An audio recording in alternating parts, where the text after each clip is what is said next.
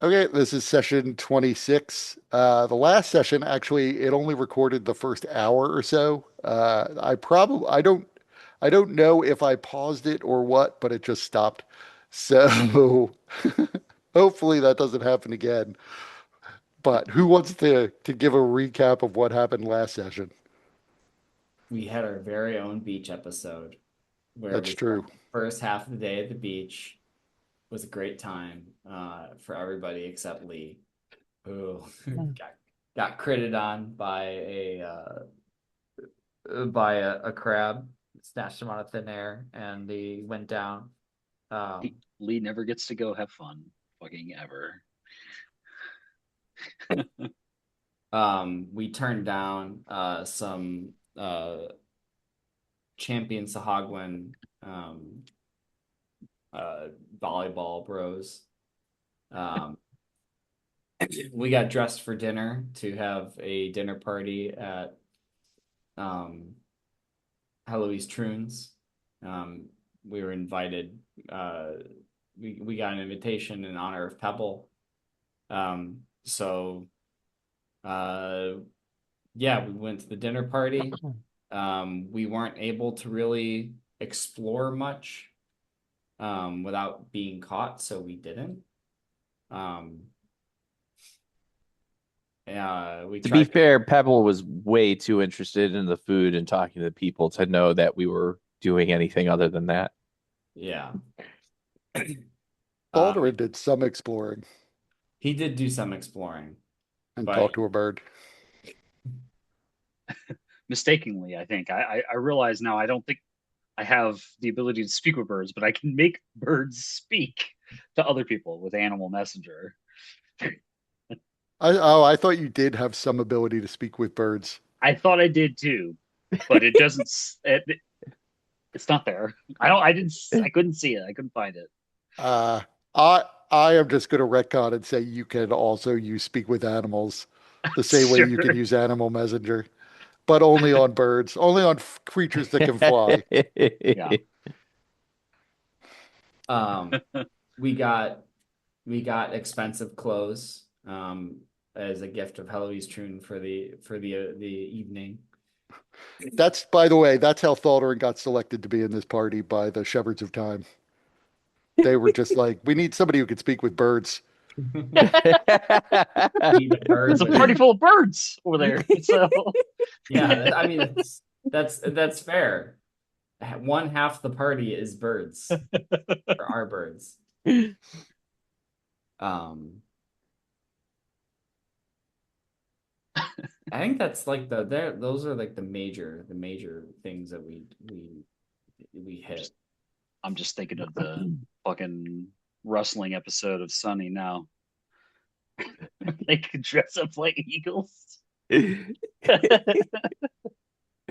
Well, there's also not just the eagle episode, but when Charlie brings the bird expert to try and talk to the bird, and then he tries to do it himself because the guy's a fraud.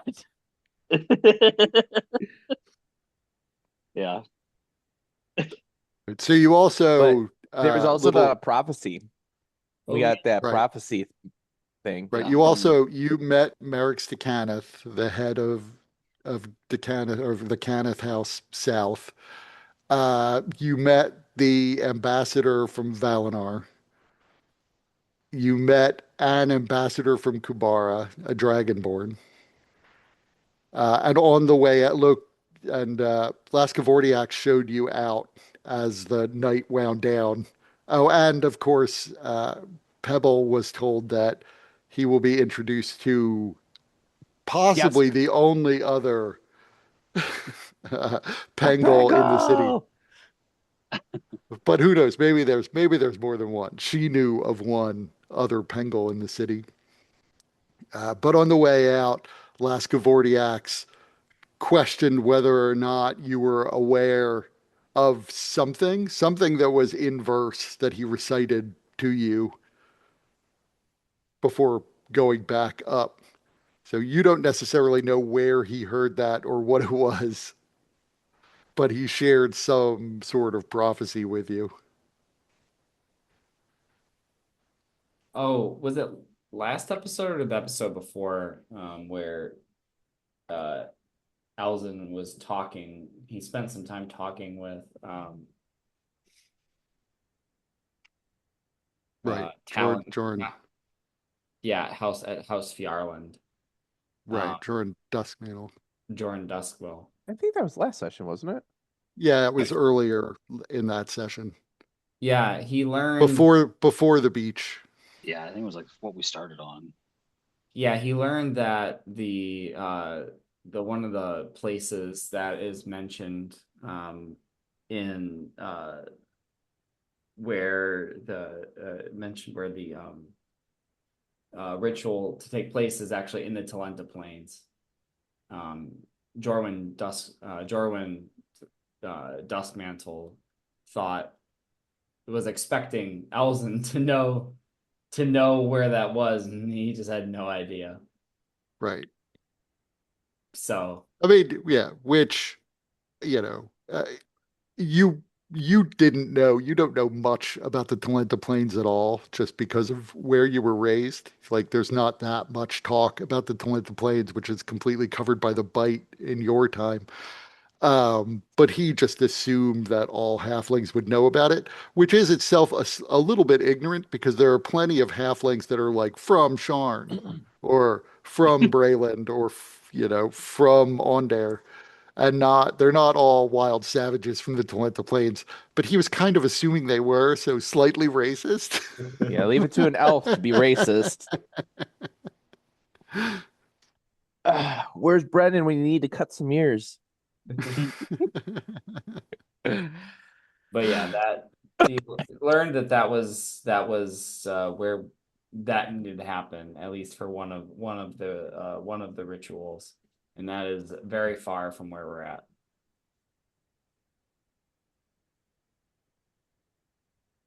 So you emerge from Oak Towers. There is a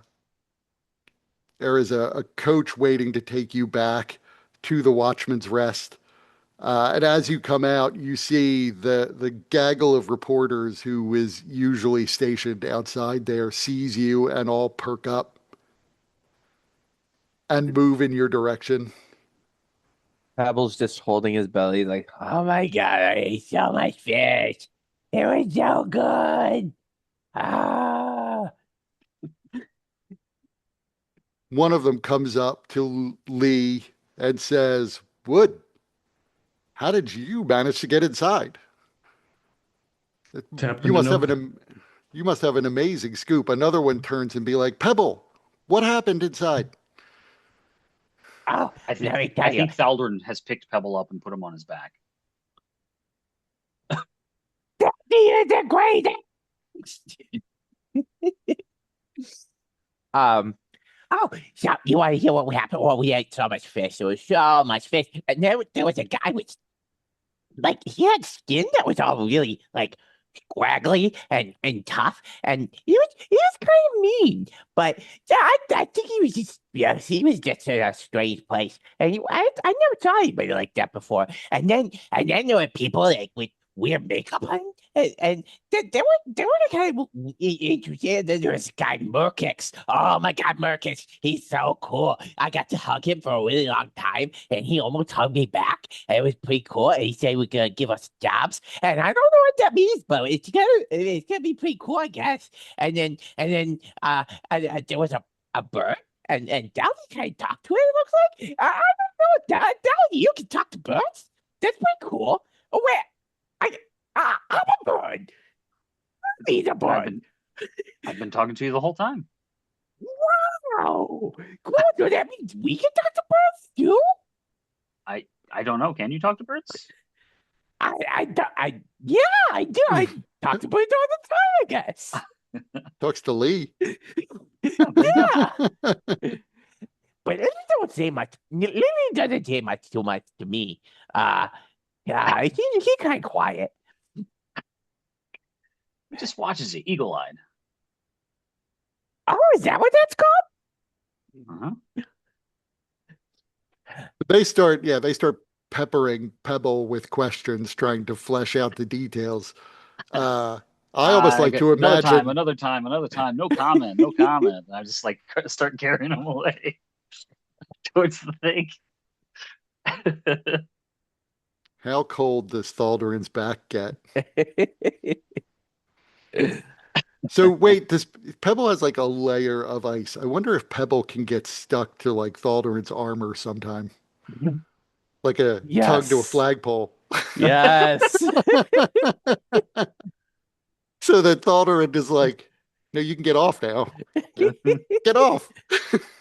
And I can't. has that momentary panic of thinking maybe Pebble will be there forever.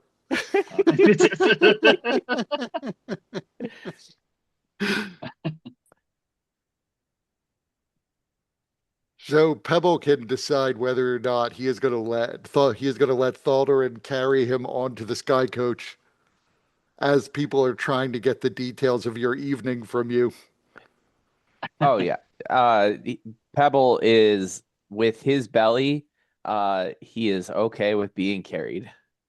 It's like, you got to leave him wanting more. I was like, that's what I'm saying. Going on inside, But it would be always leave him wanting more. but it would be such an opportunity for Mike to get Pebble's rendition of the evening into the official record. They got enough, okay? Oh, in Pebble's mind, what he just said is everything that happened. Yeah, they got enough. Let them speculate for a minute. So you get into the sky coach, and it takes you back to the Watchman's Rest. Ah, it is time for bed. I am very tired. I'm so tired too. So inside, you see there are a few people drinking. It's getting close to closing time for the Watchman's Rest tavern section, so there aren't that many people left. And you don't see Tick there. She might already be asleep.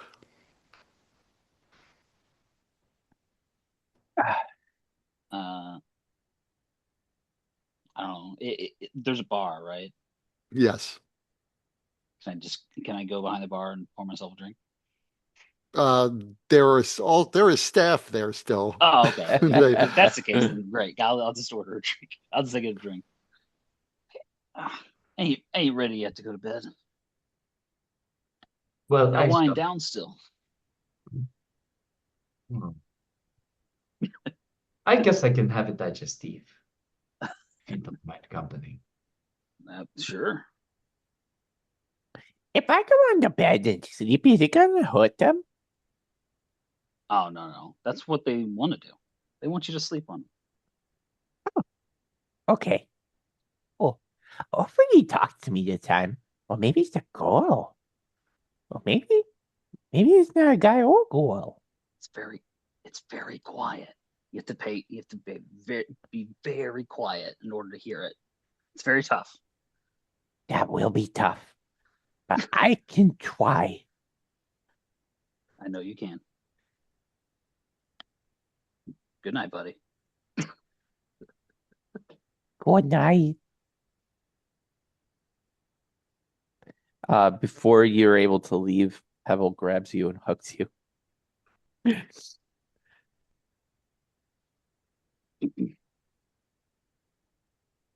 Pat on the back. You're tired, buddy. Go ahead. Get on, get. He You notice the few patrons who are in the bar are clearly noticing Pebble. Not nearly as much of the rest of you as Pebble. Although I really do love the majestic picture of Pebble on the white horse. I know. I imagine this is the way the Korenberg Chronicle depicted him. This is how he pictures himself.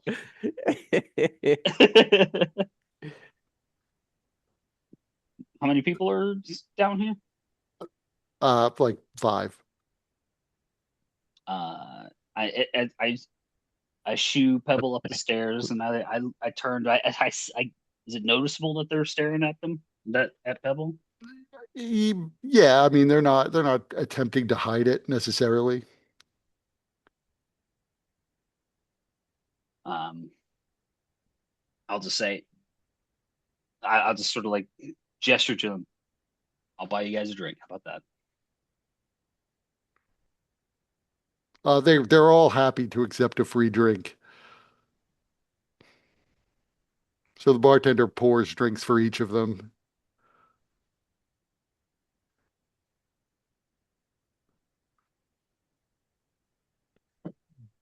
So One next, of them one of them comes over, uh, a half elf, somewhat probably middle-aged, maybe the equivalent of 50 years old if he were human. Hmm.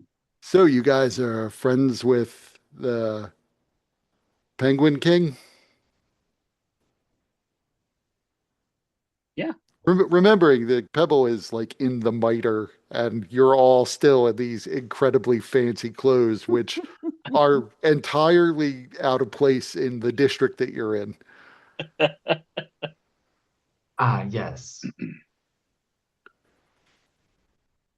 And Pebble's cape is wafting in the breeze as he goes upstairs in the non-existent breeze. Oh yeah, that's right. uh Alzin looks up. The king is tired. The king needs to go to bed. Yeah. So Is that a long night? are you his entourage? We're friends. How does one become friends with like a king though? And why is it if I know he's like used to be royalty, not still royalty, but like is it this kind of beneath him to stay at a place like this? Surely there are places in the Skyway that could put up an ex-monarch. The We'll stay wherever we like.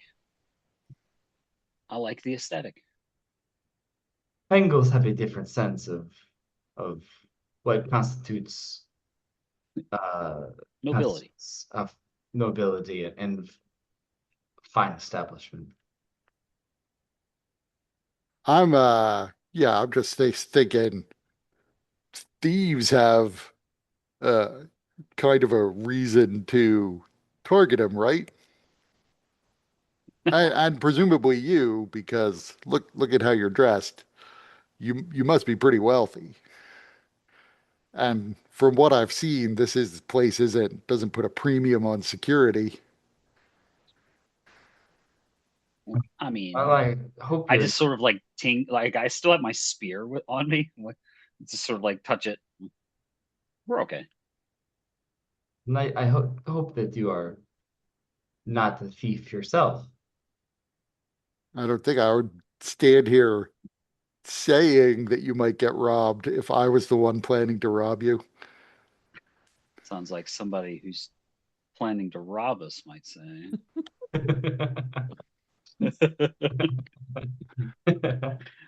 I mean, I'll be honest, the reason why I chose to stay here is it's a reasonable establishment for somebody who would prefer to not be noticed. Yeah. And along comes a group of famous people to stay here. Well, you can be rest assured that nobody will be noticing you. No eyes will be drawn elsewhere. So This I is true. still think that your decision was a good one. If you say so. I'm considering changing establishments, but Well, thanks for the drink. no problem. And don't worry, we aren't here to stay. I thought you were staying here. To Not stay for very long. We have other Ah, plans.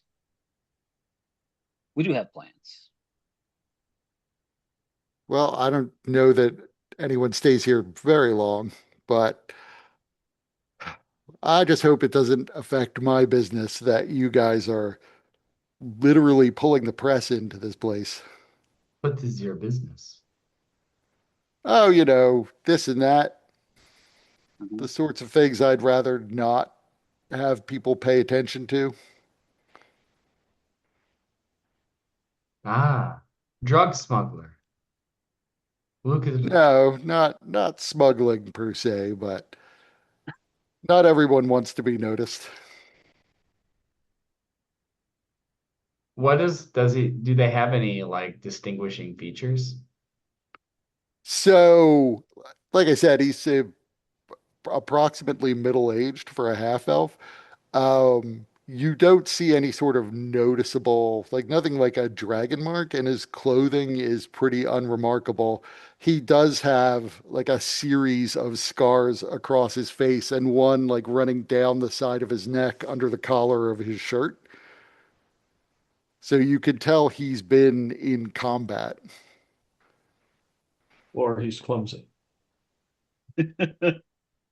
Right. Like he fell into a vat of swords. Yes, a drawer full of knives. Yeah.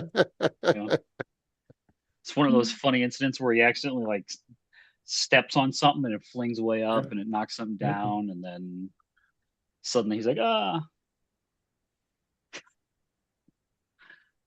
a cartoon sequence of accidents. Well, you of course may do what you wish. I would hate to I would hate to make you change your plans. You know, on account of us.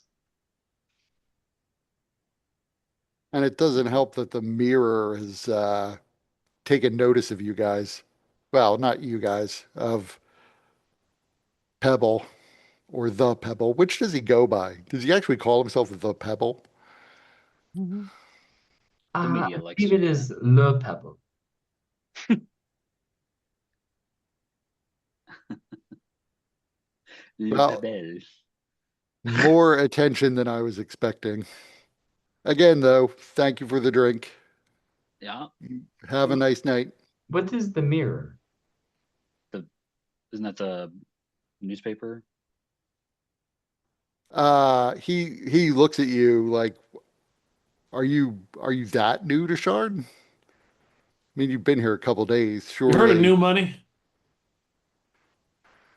Okay. Uh, I am, yes, I am not familiar with the mirror. The mirror is, I guess I don't know if you would call them a gang. It is, for lack of a better term, a gang of changelings. And to amuse themselves, they pick someone, and the whole gang mimics that person's appearance. And then they go about the city causing trouble. Are they doing this as Pebble? Yeah, well, at least as of this morning, I've heard stories of at least half a dozen pebbles getting into trouble. I see. So I assume it's the mirror. Either that or he's able to be in multiple places at once. And I guess as a Those king, Pengels are very fecund. Say. I did hear somebody wondering exactly that, for all we know, you can't tell Pengels apart. And so maybe it was actually just different Pengels at different times. But, the mirror pulls this stunt a lot. Not in the upper city, of course, but in like the middle and lower wards. How It long does would it be normally go pretty, for? it would be pretty bold to choose a target that has no plausible alternative species. It would make sense it makes more sense to pick a more common race or target to do their shenanigans. Unless, of course, they're just having a good time and don't mind being exposed. I mean, they're They might. changelings. They're not every changeling lives their life in hiding, especially not these days, and especially not in Shard. They pick someone who amuses them, and at the moment, at least for today, it appeared to be your friend. How long do they normally fixate on this individual? So I don't know necessarily. Usually several days until it, I guess, amuses them no longer. I see. I just like say quietly to the Elzen Lee, you know, keep him inside for a few days. Uh,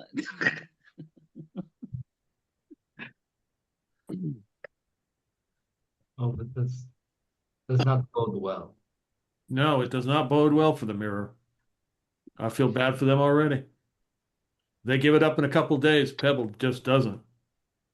So I hope they're eager to meet him because he's going to come find them because he'll think that they're his friends and he'll make them their friends and whether he'll they be like it or there not. whether they like it or not. So I mean, I doubt any of them are dressed quite as well as that won't you matter. guys are. That won't matter. Pebble doesn't discriminate. That is Well, true. hopefully, I will say, since you're new, the City Watch is pretty familiar with them, so at least you've got that going for you. Pebble could probably get away with committing crimes right now, and everyone would just assume it was one of the changelings. You don't say. Well, that is good to know. Uh, do you sell some stuff? What do you sell? Anything I'm interested in? I don't think you'd be interested in my services. All right.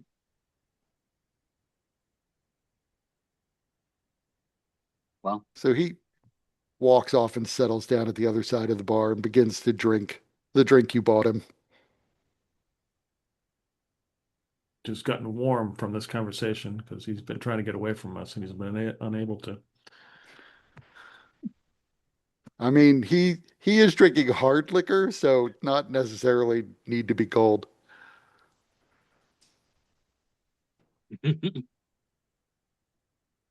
After uh, Alzen what finishes what would it digesting. cost? Like what? A gold, 2 gold to pay Yeah, to get everybody's drink?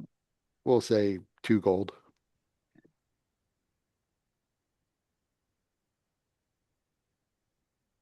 I'll throw an extra gold in for tip. After Alzen would finish his digestive, he'd leave Thaldarin and go back up to the room.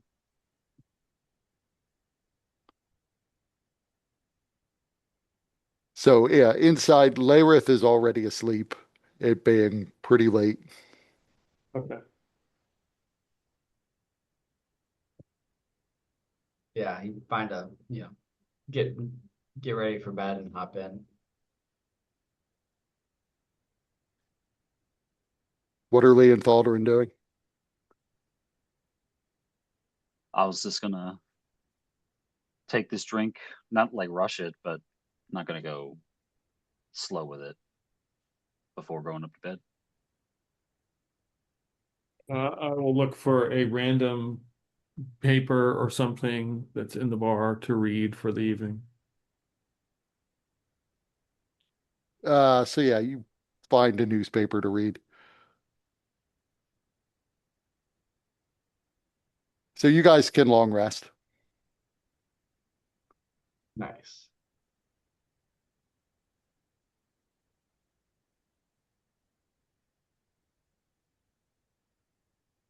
So is there anything you guys are looking to do the next day?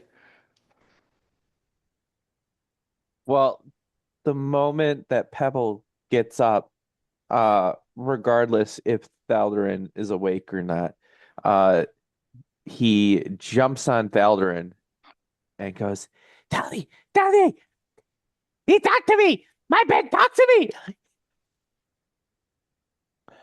What?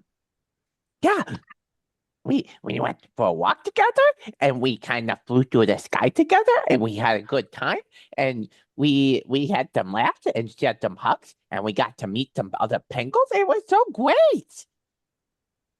You don't say. Yeah. You know what? Tell me all about it in a few minutes, okay? Okay. What do you mean? I don't know. Maybe In I a got few to talk minutes. to In a my few bed. minutes. In a few minutes. You have to talk to your belly? My bed. Uh-huh. He talked to his bed. It's Yeah. fine. I'm sure it's fine. Its name is Sleazy.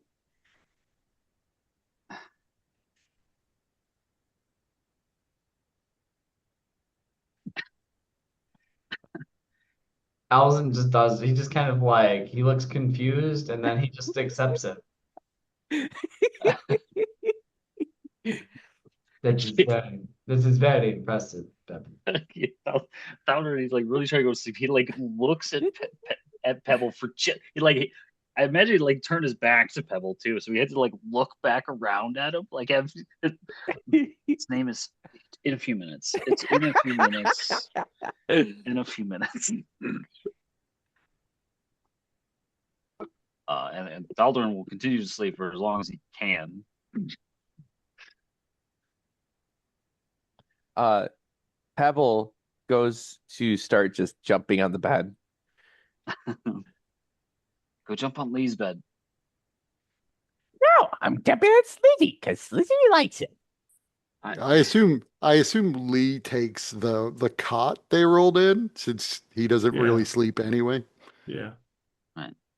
I like to think though, so Pebble is jumping up and down on his bed, and you can't help but notice as he jumps, the springs are like squeaking, sleazy, sleazy, sleazy, sleazy.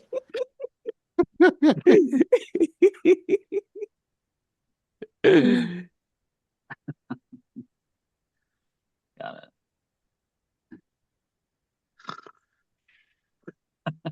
it. Laerith just gives up, sits up in bed, rubs the sleep from his eyes.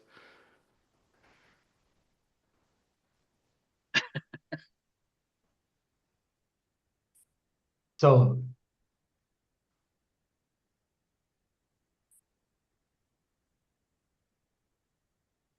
Um, I think we potentially owe a visit to fuck was their name? Sabius Vereen?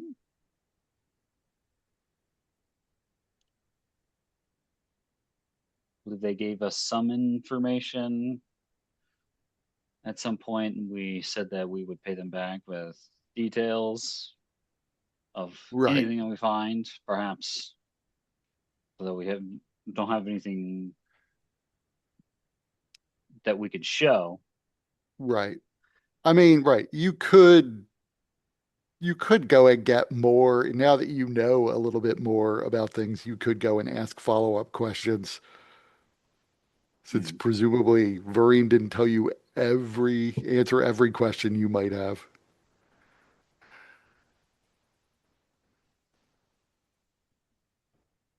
He like barely mentioned, for example, Lascavordiax in passing. Right. Did I write this guy's name down? Lascavordiax? I did not. How do we like? What kind of roll do I need to make to know that that's obviously like a dragon name? Like, You could make a history check to know more about that name. It is an unusual name in your understanding. So you would be aware, not it could be related to Draconic, but it is not as uncommon a name as you would think in Riedra. So on a different continent than Corvair, I see. or at least it's on a similar pattern. It's not like it's Smith, but Hmm. it sounds to Mully like it's probably a Riedran name. Although Mully would on that role, Mully would also know he doesn't look like he's from Riedra, Mhm. as they tend to be sort of like darker skinned and dark haired, and he's pretty pale skinned, blonde hair, blue eyes. I mean, I figured an illusion of some kind, or polymorph That, or something, right. right? That it is always possible that he's using some magic. I would also say, especially given that Mully knows the name is Raedrin, and given the other things you've seen, that Mully would guess he's probably psionic rather than magic, Hmm. assuming he really is Raedrin and that's not a ruse itself. Right.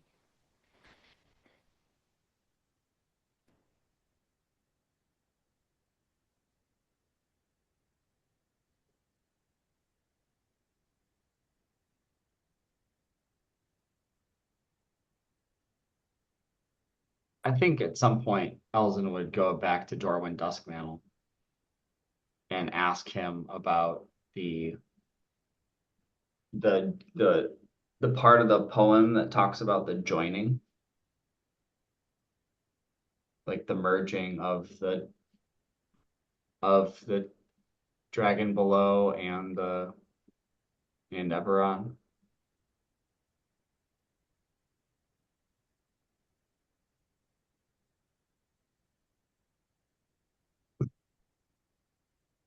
I will have to look that up because I don't even remember that part of the poem. It's in Which it's in which specific line?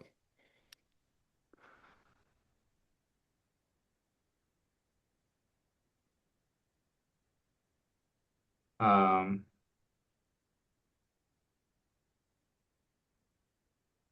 the fourth to the last verse of the epic poem.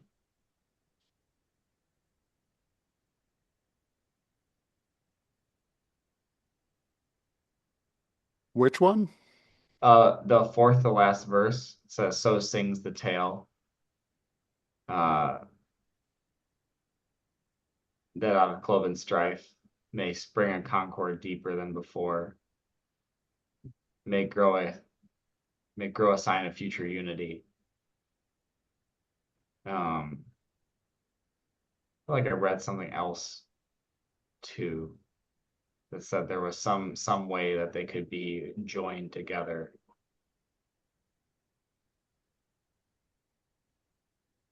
So let me see what he knows Or about like that. third path.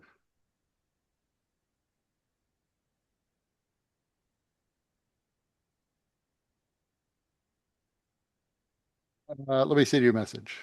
Okay.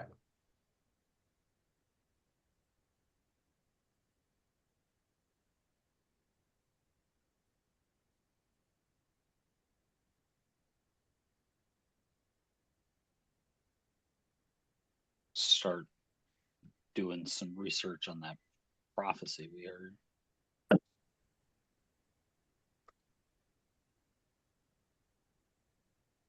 What specifically do you want to look up?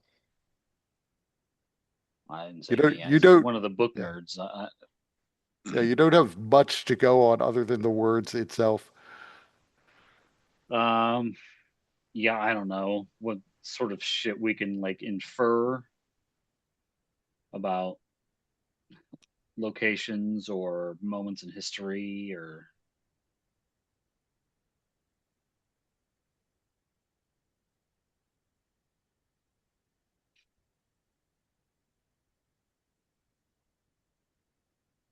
recognizable on double entendres, sorts of things.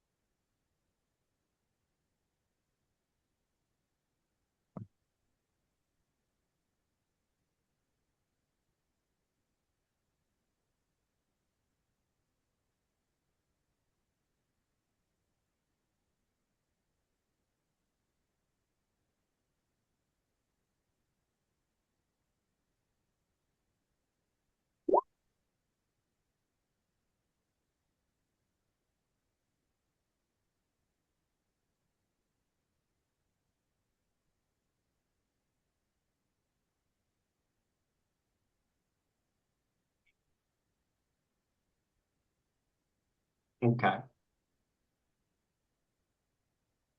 So yeah, at least for part of the day, Elzen would be off, back at the domain of uh or the House Fjarland. So, Thaldarin, give me, I guess, another history check. Oh, give me two checks. Give me a history check and an arcana check.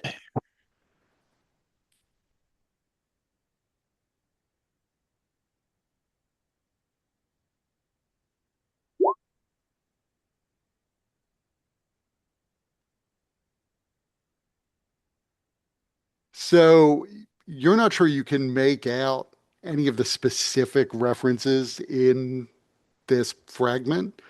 The only thing you can say is that you and Mully are pretty sure that this is probably a fragment of the Draconic prophecy.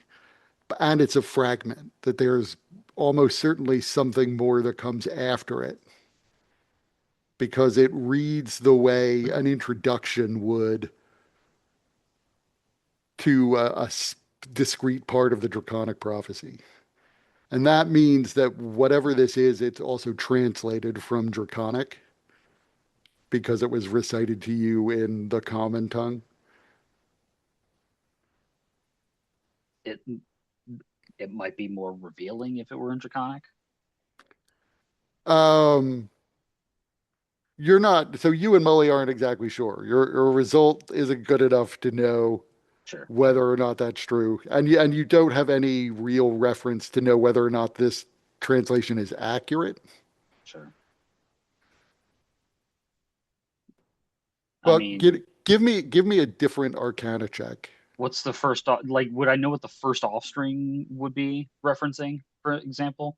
Is it supposed to be No, dragons or right. It's not clear to you what the first offspring refers to. got it? What was it you said? Another arcana check.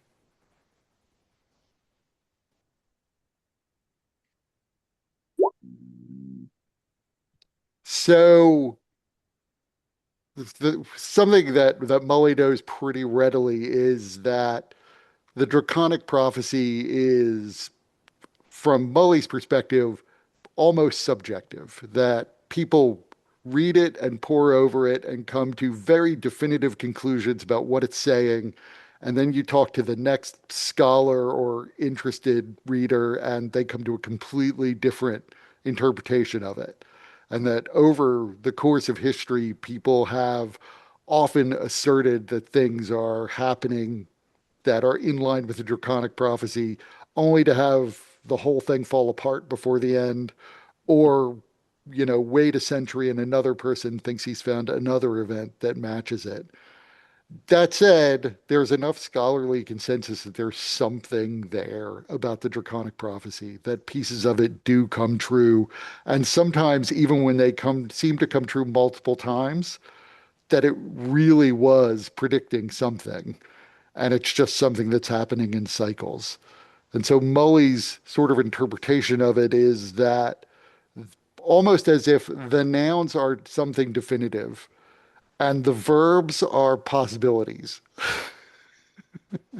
okay, that sometimes you can see patterns in them that can't possibly merely be coincidence, Mhm. but it's always difficult to figure out if you're reading it the right way. Right. Like the scrolls of Nostradamus. Right. I mean, exactly like the Scrolls of Nostradamus. I feel certain that Nostradamus was an influence on the Draconic prophecies.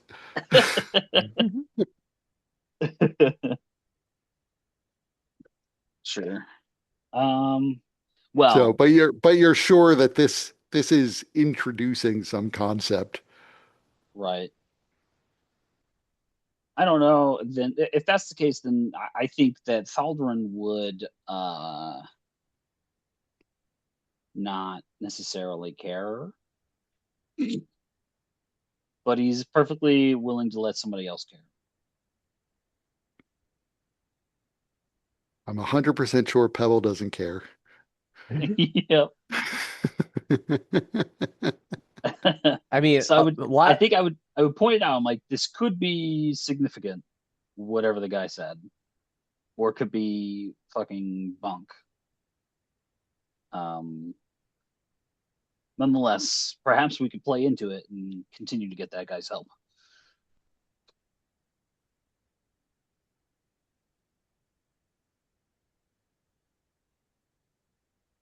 But if somebody wants to research more into that, go for it. But I just I have no patience for that kind of stuff, man.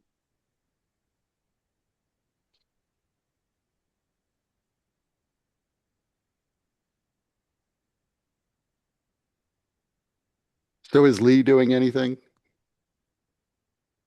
Um, Or Pebble? Pebble would probably go. I mean, if everybody seems to be going to do their own thing, Pebble would go and try to hang out with Roan and Caddy, and might even try to find some of the people that he met at the dinner last night. I, as a player, know that he's unlikely to actually encounter any of them, but Pebble thinks that he made some good friends last night and would want to go and hang out with them if he could.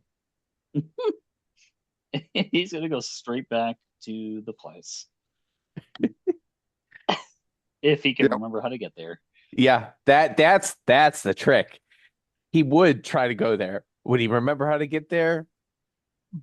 That's probably not even 50-50.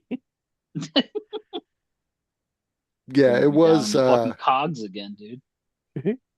it's a complicated path to get from Underlook to Upper North Edge. So I am I am not sure. And then last night Pebble flew there, so didn't even have a path to walk.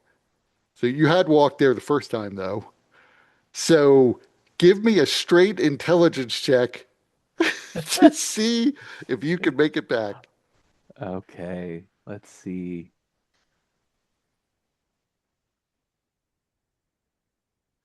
This is gonna be fun.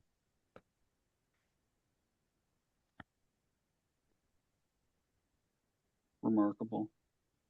So you are Pebble is off walking. Uh, you're you do see towers. You remember Yeah. it was a tower.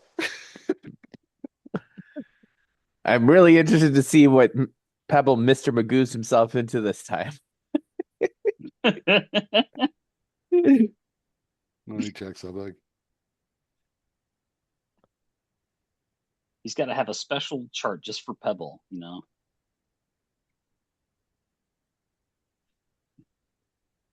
Pebble encounters. Yeah, Here's the special real Pebble. question.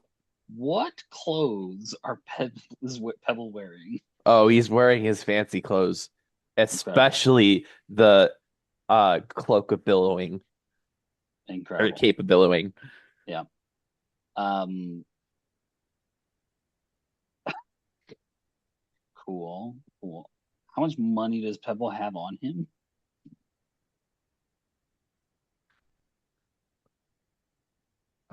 Uh 377 silver pieces and Yeah. 4 gold pieces. Okay. Sure. So about 40 gold pieces. I don't know how to handle that one. That's a lot of silver. So as you're walking, you begin to smell smoke. Something nearby is clearly burning. Well, he is otherwise occupied. What is Lee doing? um, I'm gonna hang around this joint and see if there's any kind of gambling going on. So during the day, there aren't that many people downstairs. Like there's a bit of a nightlife here. Okay. I mean, if you wanted to start up a game, you could probably draw people in. Okay. And Yeah. Layrith is there with you. Yeah. So I might do that.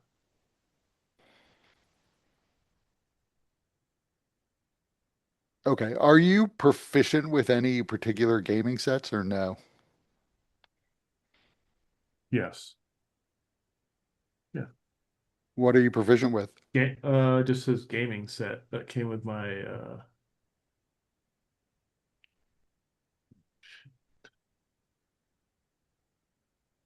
I don't it didn't specify.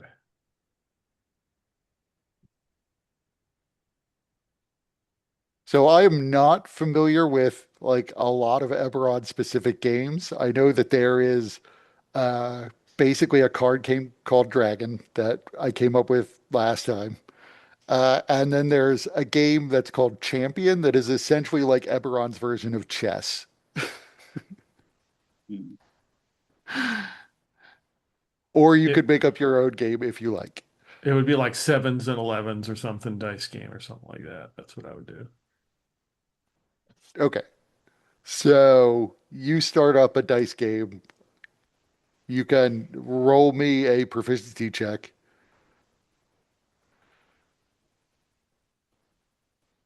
I guess, it's an interesting question. What would you use with a dice game? What ability score? Um, I would guess it would be intelligence. Charisma, force of will, or force of personality, move in the dice.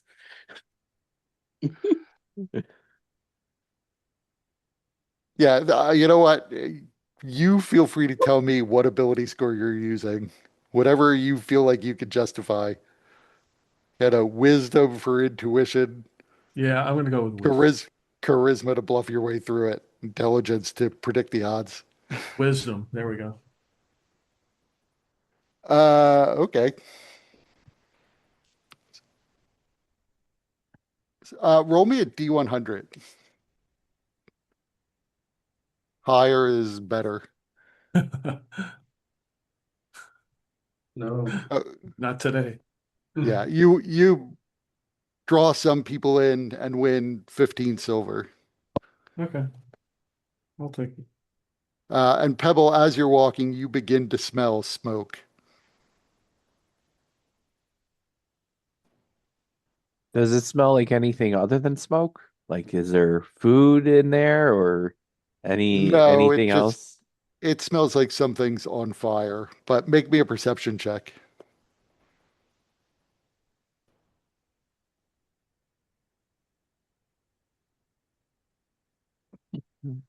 Uh, you're pretty sure. So you're walking next to a tower, and you realize that the smoke is coming from inside the tower.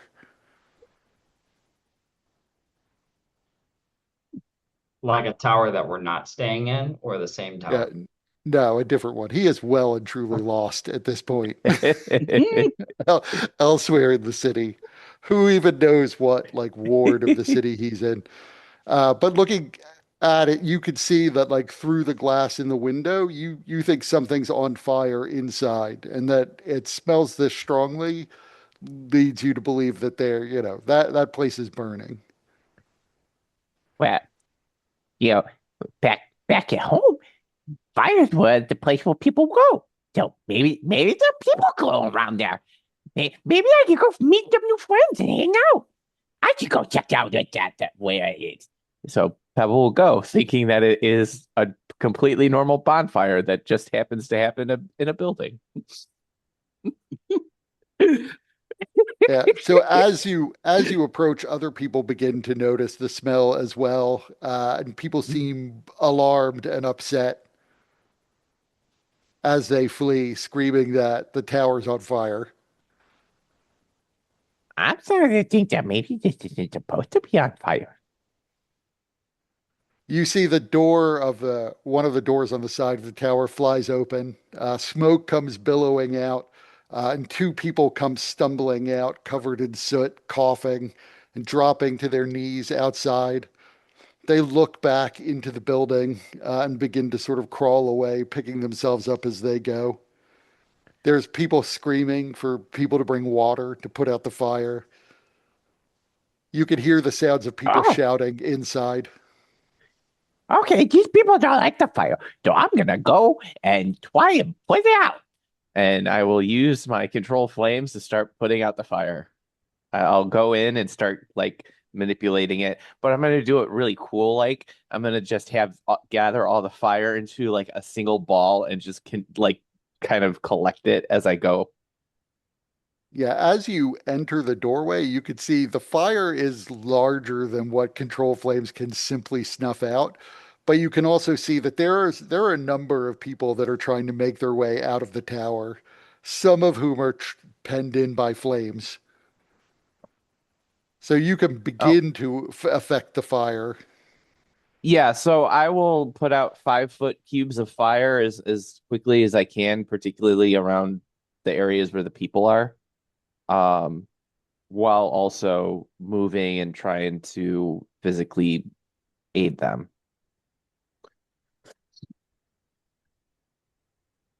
So, so I guess this would be a good time to make like a wisdom-based spellcaster check to see how effective you are in this. Okay. Here, let me post control flames just so that we're all operating too.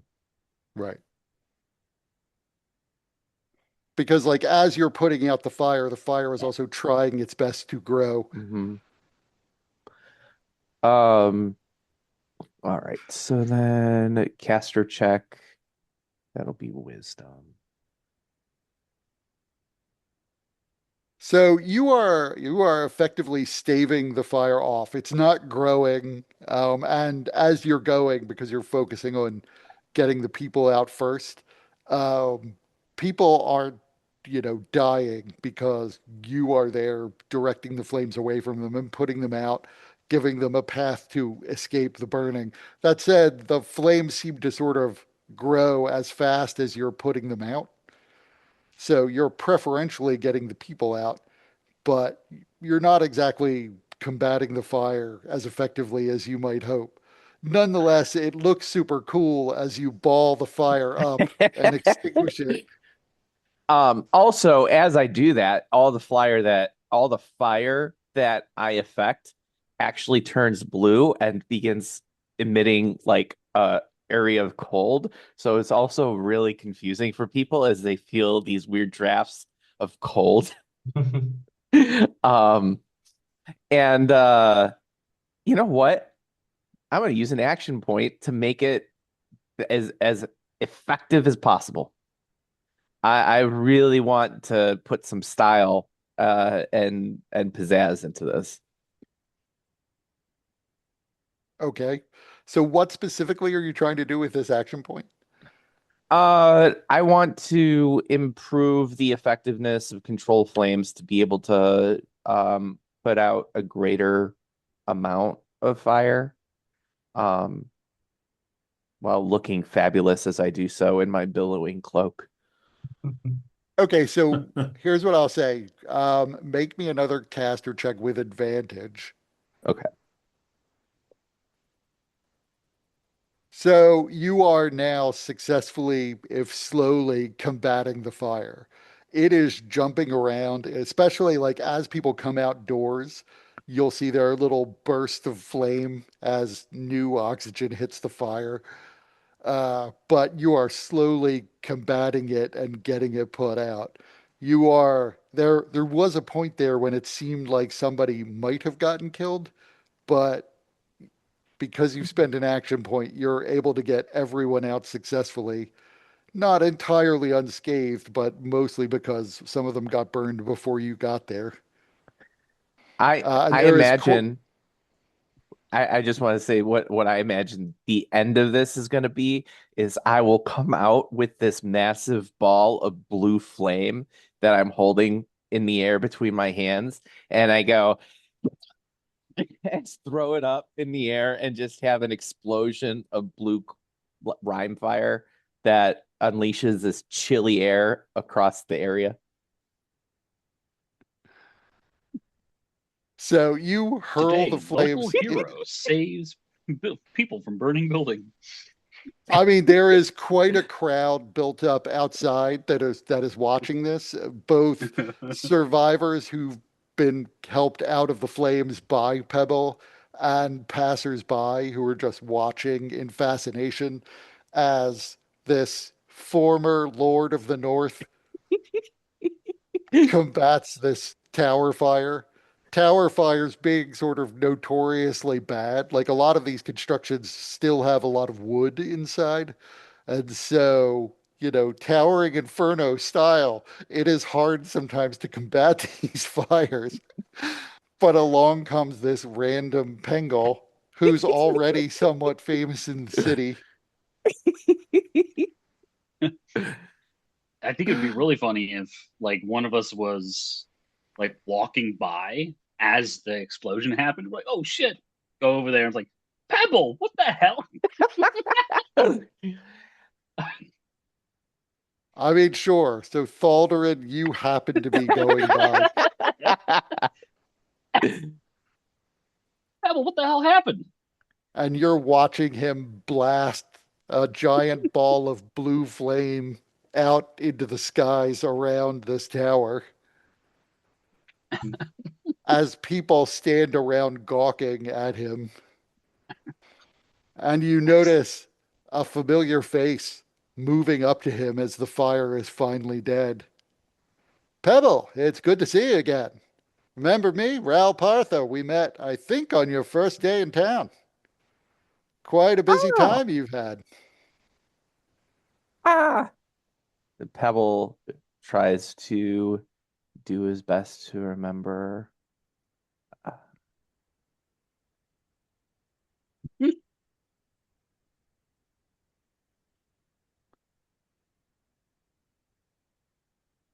oh yeah, you look at the stair. You make all the stair leaps and everything, and yeah, you work for that place that makes you right during the stair leaps.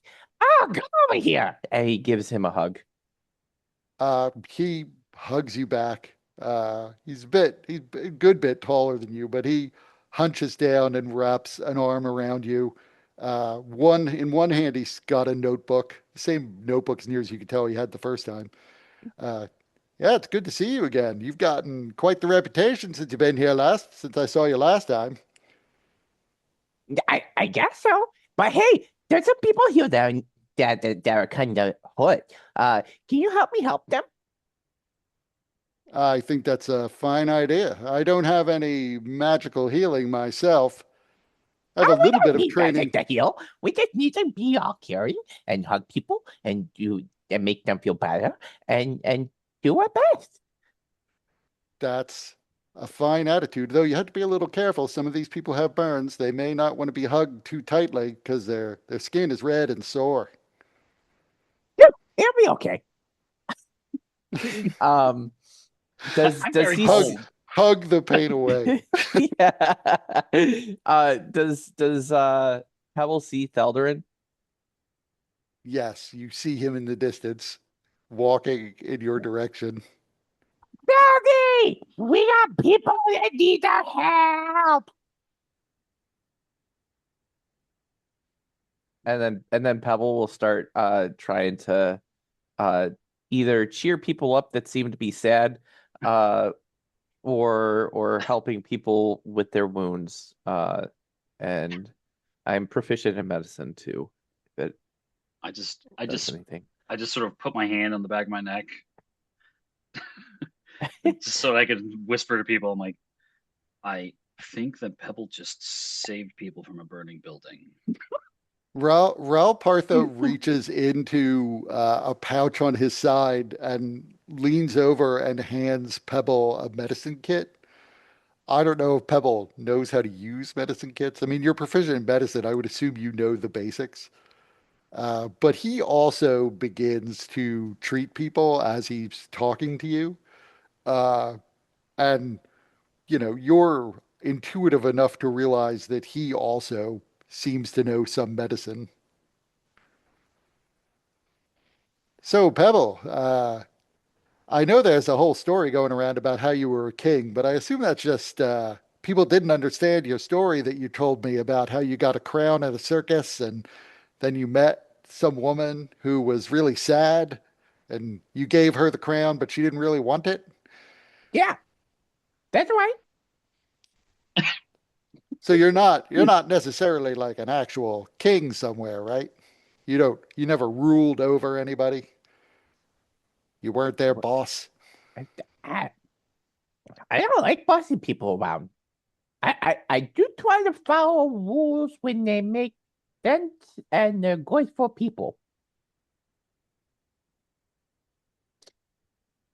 Yeah, I sort of figured it was something like that. I gathered from our first conversation when you were talking to me and told me your story that a lot of things have happened to you and you like to say them all as fast as you possibly can and not necessarily in a way that other people will understand because they weren't there. Only you lived through it.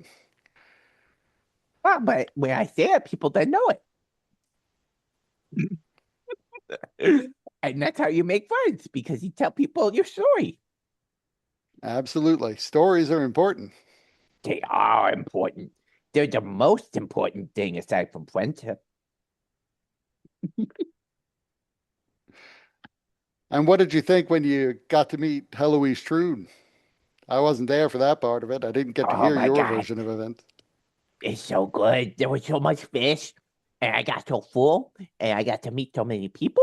And there was a guy named Murkix, and he seemed pretty cool, and he seemed like he wanted to be my friend and to have me around and do things. And Helly Toon is so nice. She's such a nice lady. My friends don't seem to like her so much, but I don't get it. But she's real nice to me. And yeah, there was a guy that tried to hurt her, and I stopped him from hurting her, and then she seems to really like me now. Yeah, I heard about that part. I also heard that you met with Merrick's, who was at the party, who I assume is going by Merkix these days. Most Oh people yeah, call him most people call him Merrick's, but Merkix is fine. well, sometimes sounds are hard. Yeah, as long as we know who you're talking about, though, doesn't really matter if you get every little sound right. You get it. And I read this morning, somebody wrote down, one of the people you spoke with last night, that Merkix tried to give you work. Yeah, I think so. What sort of work would he be having you do? I don't know. So he hasn't given you anything specific yet. I think the next time we hang out, he's gonna have something for us to do. Maybe it'll be fun and games. That's not normally the sort of thing he assigns people to do, but could be. You never know. I Well, don't know what. I don't know him I, very well, so I don't know what he's gonna do. I just assume. I know him better than he might even like. I hear a lot of things about him, at least. I've met him in person once, although only I don't think he saw me as a friend when we met. I think he just passed by me without really interacting with me, without talking to me in any great detail. But I know Oh, that he gives a lot of people work, and usually the people who work for him don't like to talk about it. I don't think it's games. I don't think it's that much oh, fun. okay. Well, it's sad that he doesn't really know you and doesn't really like you that way, but I'm sure if he did know you, he'd like you a whole lot. Just like I like you a whole lot. I like you too, Pebble, and like to think if he got to know me better, that he would like me a lot more than he does. He just doesn't know me, is the thing. I think that that's the biggest problem in the world, that people don't know each other too well, because if people knew each other better, we'd all be friends. And at this point, Thalder and you reach them as they continue to treat people. How long have how far back did I see this? I mean, there was like quite a crowd, and Pebble's an I emperor know, penguin in a mitre, I so know. you were quite a distance off when you saw him. Just imagining like the Pebbles had like turned this direction, talking to the guy, and there's like like cameras like points off to where I'm at. I'm like plowing through there's like a wake of people Right. like trying to get there as fast as possible. So and you recognize Raul Partha right away as the reporter you met when you first went to see Professor Barrett, who's Oh, I chatting remember. with Pebble. Oh, there's your friend Thaldrin. Yeah, hey, Caldi, you made Hey, it. I sure We were did. just Perhaps just in time. talking just talking about Merrick's to Canneth and what work he might be having you do. Do I'm you have sure it's nothing very interesting.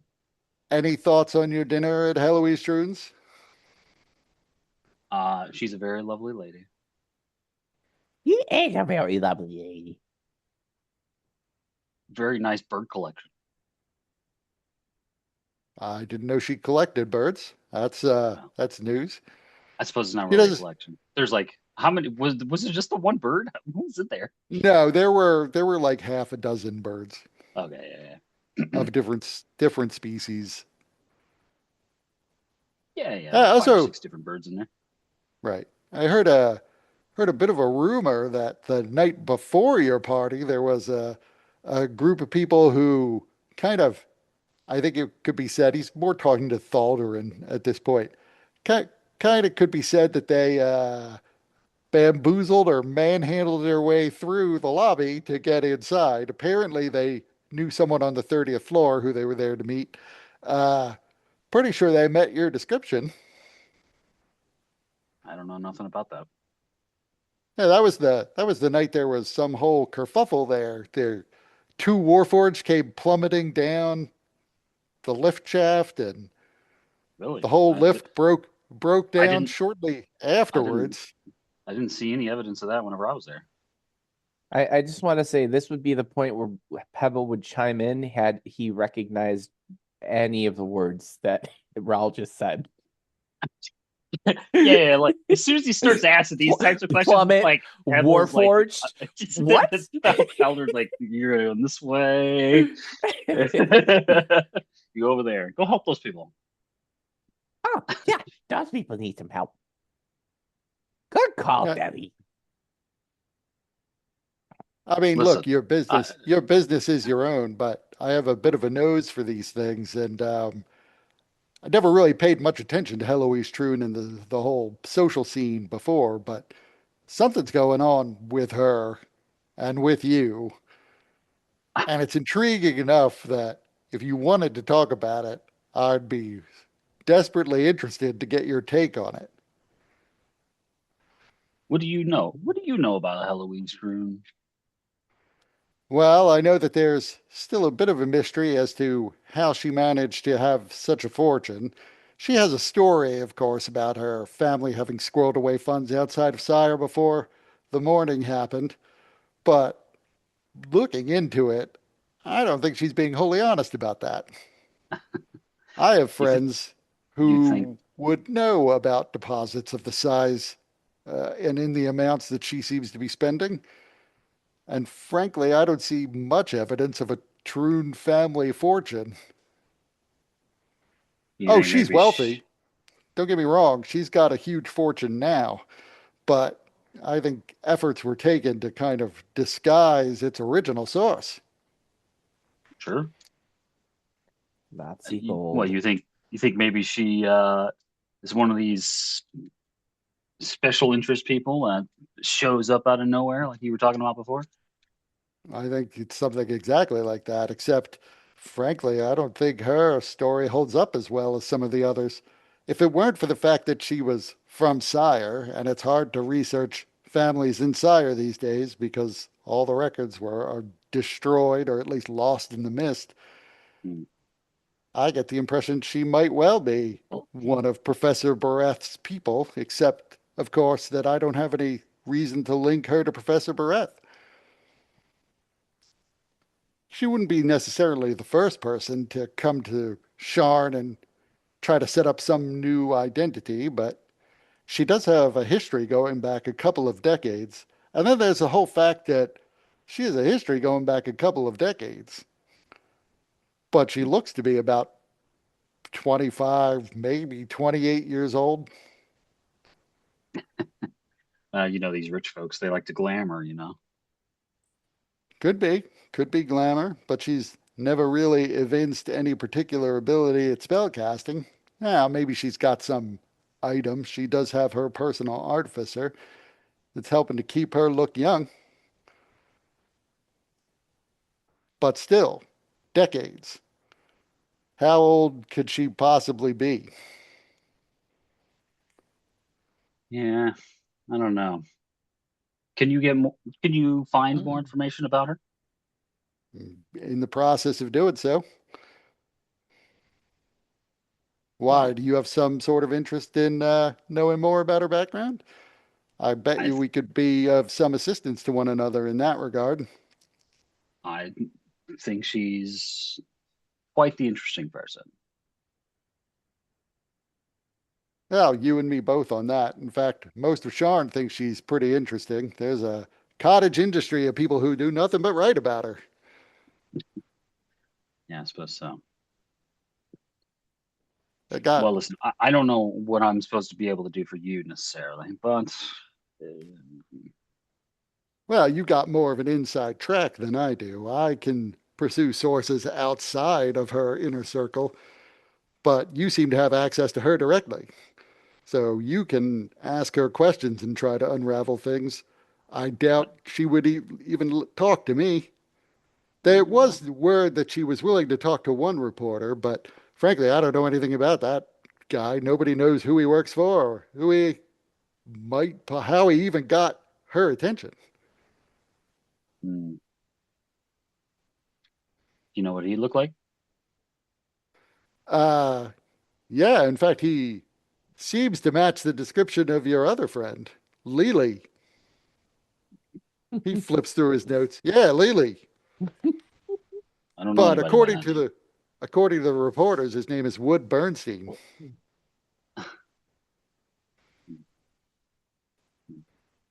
Apparently, he was offered an exclusive interview and he turned her down, which is rather odd for a reporter.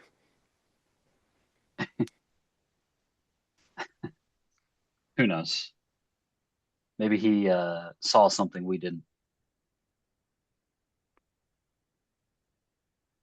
Quite possibly.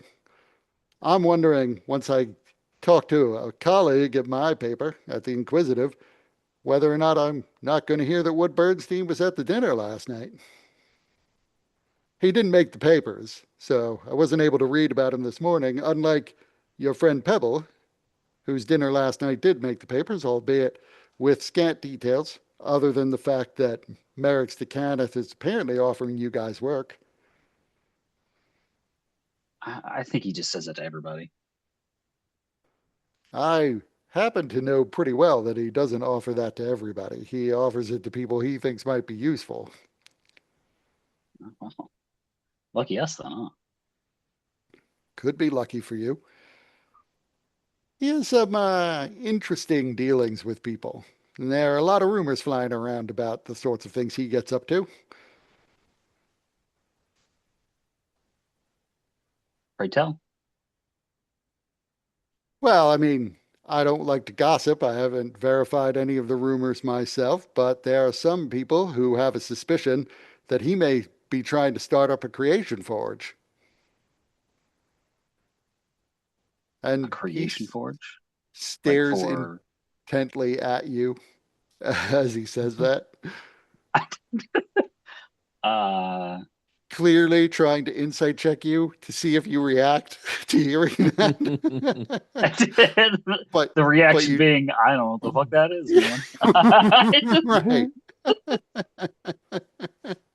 Zero recognition. But you don't know, maybe he rolled really poorly on his insight check and he'll be like, he knew exactly what I was talking about. Yes.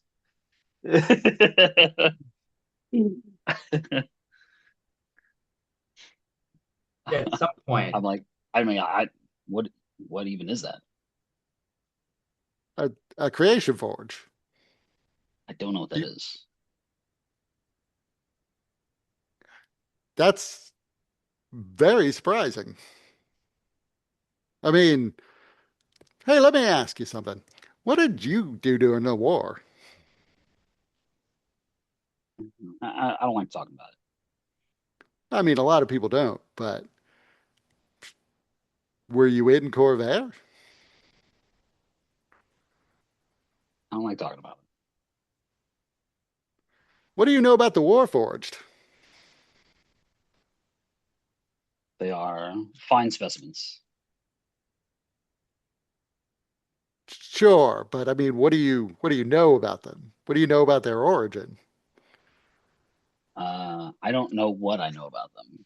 I About their mean, origin. yeah, make a history check. Yeah, Molly, help me out here. Uh,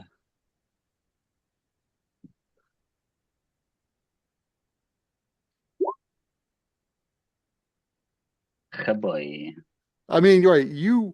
So there aren't many Warforged left in the future, not in Shosharn. You've heard tales of Warforged, but the Warforged seem to be perfectly able to wander through the mists on their own. So you mostly know like stories, like there are stories that somewhere in the mist, there are whole communities of Warforged that are just living free. And, fighting sometimes things that emerge out of the mist, but they don't suffer the sort of long-term problems that humanoids do in the mist. So, but Right. yeah, you and Mully don't know anything about like where they originated, only that they sort of appeared shortly before the bite. Um, i- is there something I could tell this guy that would sound reasonable? Um, for why I wouldn't know? Like, I could say where I've been from or something. What I because hold on. What did I say I was from originally? For my backstory here, uh, I said I was with Elzen, right? But obviously not Right. Elzen. I believe you said that you were a bodyguard from Karnath, Yeah. and Elzen, or what was Elzen's name? And in Ten Water. Yeah, Andon. And Uh, yeah, and Andon was supposed to be from the Talenta Plains, which would then make sense as to why he had a Carnavi bodyguard. right. Um,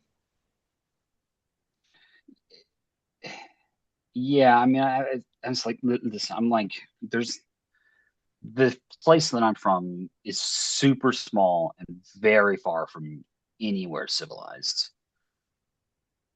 It's so I a lot of your guys' history, I don't know.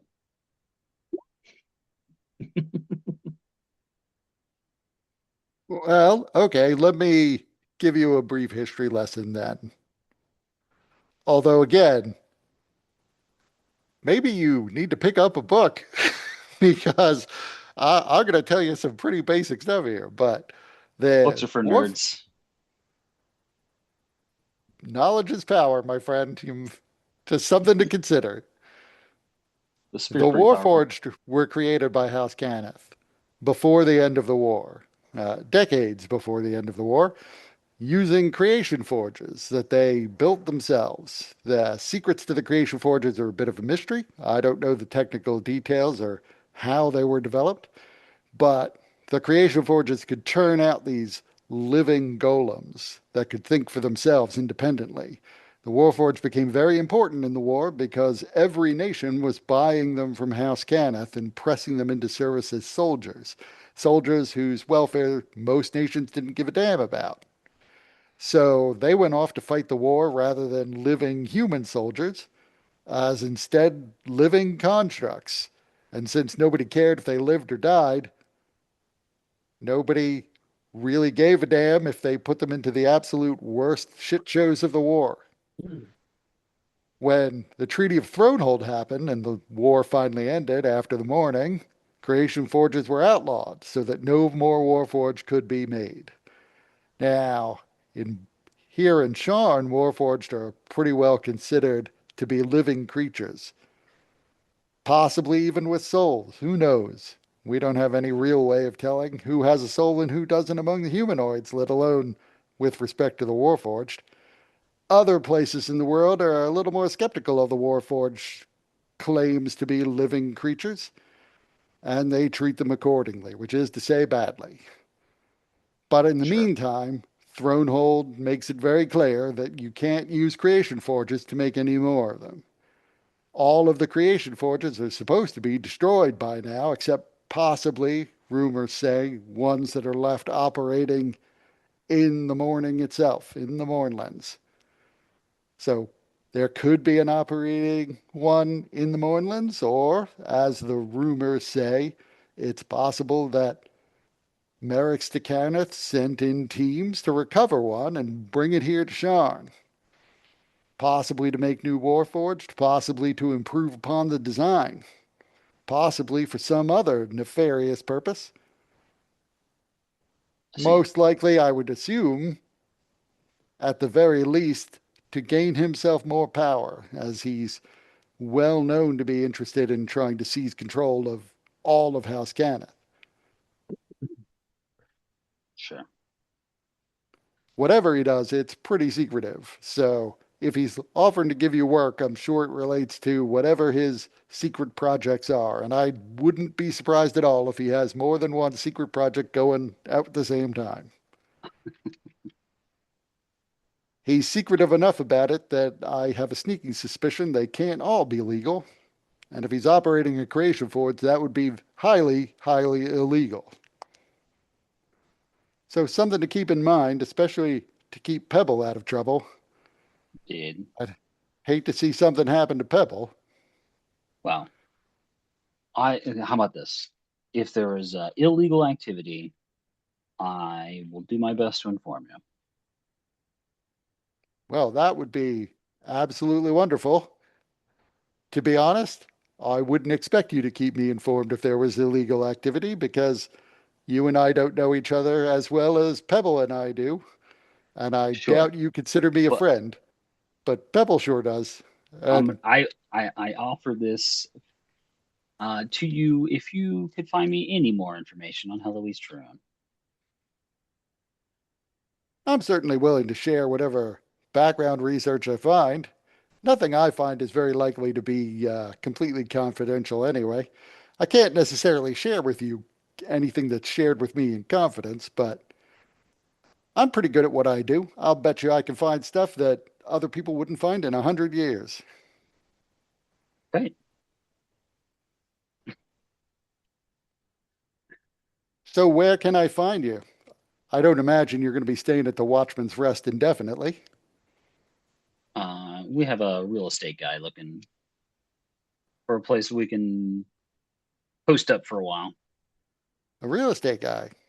You know who's quite the real estate guy? Professor Bareth. He I wouldn't seems to know. find real estate for a lot of people who randomly wander into town of all sorts of shapes and sizes and likes. Yeah. Why don't you keep your suspicions towards Heloise? I Oh, I got How about suspicions to this? go around, friend. How about this? I can make you one promise. It would be more interesting.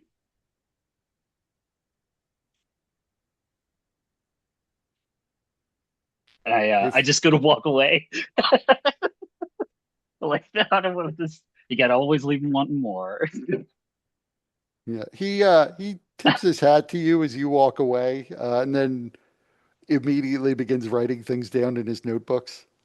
He then pauses and continues treating people, but frequently seems to be taking breaks to write stuff down while it's fresh in his memory. If I need to Pebble is move people, use my strength to help out, I will in this aftermath.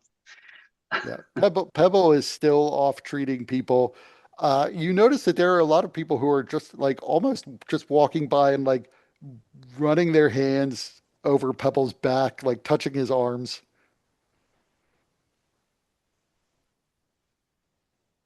But Pebble loves it.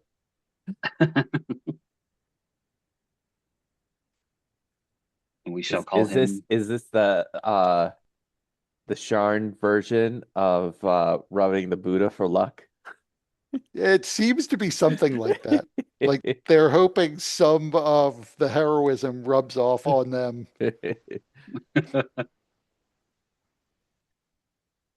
Like basically, I could say, uh, Thaldarin maybe not, but Pebble is going to be here for hours because everybody here is happy to hug Pebble and wait their turn to get a chance. Oh, Pebble's in heaven. This is his dream. Not that people are hurt, but everything else about it. Right. I mean, so a lot of the people who are there, the people who are hurt are filtering away to get treatment elsewhere. The ones who you aren't helping directly. So a lot of the people who are here are now like sharing the story of how Pebble just stopped this tower fire and saved people. And the number of people just grows every time the story changes hands here in the crowd. I start whispering it. He's the glacial messiah.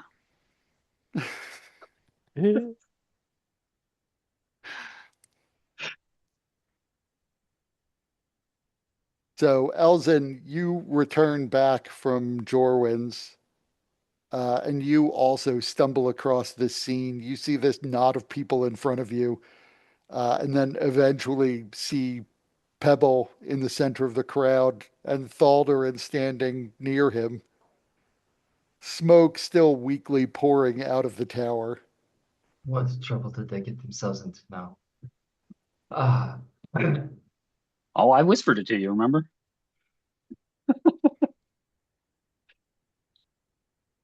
right. Uh, Babel, Balderin, Hey, funny seeing you here.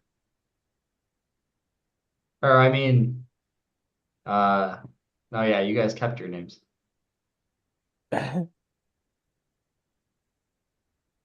Uh, and Yes, and Pebble Anton. doesn't know better to not call you Elsie. What are Thaldarin and Elzin wearing? Or Andon? I'm not wearing my fancy clothes. Wearing regular clothes. yeah, Elzin is wearing his clothes that he was wearing before, the kind of tunic and um,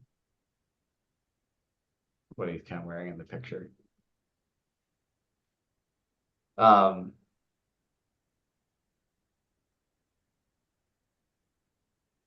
it seems like you guys cleaned up quite a bit. Yeah, you notice that Pebble's nice clothes now have like traces of like soot on them.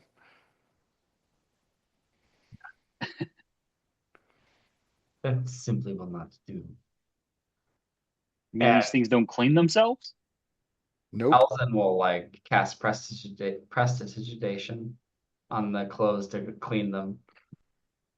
thank you. Oh, I look so much better now. Yes, that is, and he just like straightens it, like goes in and straightens the tie, tie and like the jacket, make sure everything is lined up. The lines suit you. Thank you. But these are such fine clothes. I wouldn't suggest wearing them out. Uh, you'll wear them out easily. They're not made for they're not made for heavy use. They're But more, if I don't wear them, then I won't look good. I mean, you look good on the inside though. Yeah, but I look better with these. They're gonna tear. That's okay. Nothing No, like forever. But but they could last for a little bit longer if you switch it up a little bit. Yeah, but then I'm a little bit sadder. But are you not happy with yourself? No, I love myself. But I love myself more with this. Yeah, but if you take days off, you have something to look forward to. Well, I always have something to look forward to when I have to see you guys. And now you could see us and get to put those clothes on. But I'm already wearing the clothes. But if you weren't, then you could be excited about putting them on again. But I'm excited about wearing them now. You got it, buddy. Why don't you want me to wear my nice clothes? Do you not think I look good? I want them to continue to look good. Look, we could get those to last a long time. You just don't wear them every day. They're gonna last as long as they need to last. I mean, We don't always get the chance to get really nice clothes. Yeah, which is why we should appreciate it and wear them. Yeah, but it's fine. I don't care anymore. I just want to look over to Elson. I'm surprised really, it's not like, the immediate response more often. You know what?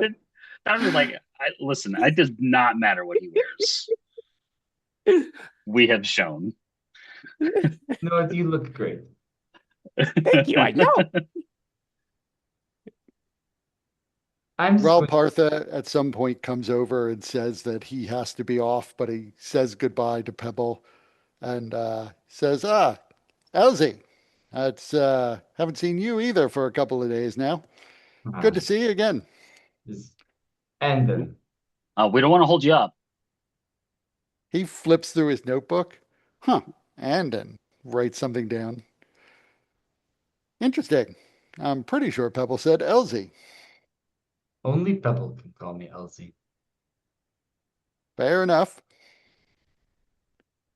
But But he hugs Pebble goodbye. And Pebble hugs him back. He goes to pull for just like once. He's like, oh yeah, this is a long one. Got it. Yeah, at some point, like he hangs in there for a while, and at some point he's like clearly just wants the hug to end. So he's like patting your back. Well, I do have to go, and I feel like I'm taking up the hug time from all these other fine people. Oh yeah. Pebble immediately runs off to hug other people. So he disappears into the crowd again. what did It seems as though all of the injured people, this is now like a while later, all of the injured people seem to have left the scene. But there's still a pretty good crowd. So it is up to you guys to say how long you could stay here because Pebble is literally drawing people in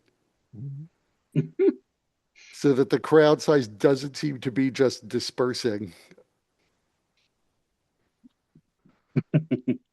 Oh no! Once it like seemed like everybody's okay and everything like that, I'm like, all right, come on, Pebble, we gotta go eat. But all these friends. Oh, you know what? That's a good idea. Hey guys, we're gonna go eat somewhere. Where are we gonna go eat, guys? Are we gonna go back to Tick's place? Nope, we Okay. can't bring all these people back to Tick's place. Why not? They don't fit, and Tick Am wouldn't I? like that. Well, but Tick yells a lot, but she's okay. She'll love all these people. No, no, no, no, He most definitely no, no, no, no. Are you sure? I am absolutely positive. Tick would not like to have all of these people in her place. there is a Okay. strict there is a strict policy that only guests staying can bring other guests. Well, Don't say it that way. but Don't say it that way. Don't say it that way. I'm a guest, so I can bring people, and these are my friends. Too many people. But you know what? Okay, if we can't go to Tick's, that's fine. But you are right. It is lunch time. Hey guys, who wants to go eat somewhere? And he turns to the crowd and is like, "Where?" Basically, hey, who wants to go eat, and where can we eat? I mean, so Come on, Pep, let's go. We'll find a place. most We of don't the need them. crowd responds that they want to go eat with Pebble. I just like grab Pebble's fucking fin hand. I don't know what it is. I I like to imagine it is sort of almost amorphous. Like it's just one of those things you can't tell. Just Yeah, like just like Balduran's hair or his and helmet very always across his face. Don't know and what very Pebble has. weird to hold. Yeah, like how does he carry anything? I don't know, it just works. Okay. Um, But I just grab him by the throat. Come on, Pebble, let's go. We so gotta find a place. Pebble will let you like carry him off, but he'll be like kind of fighting the whole way and be like, "No, but my friends! I want to eat with my friends. Oh, I You're my mean, friends too, but I want to eat my other friends too." you hear somebody say, "Come on, everybody! Pebble's taking us out to lunch." And the crowd begins to follow you.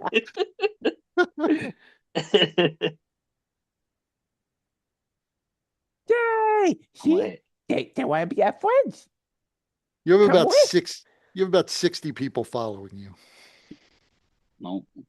I'm gonna start. I take off. I'm like, come on, Pebble, let's Among move. El- among El- Pengals, that's a good start. I'm like, I know Elzen is shorter. I'm like, hey, you want to go in your necklace so we can move fast, or you want to just lag behind him and well, yeah, I try to lose these people.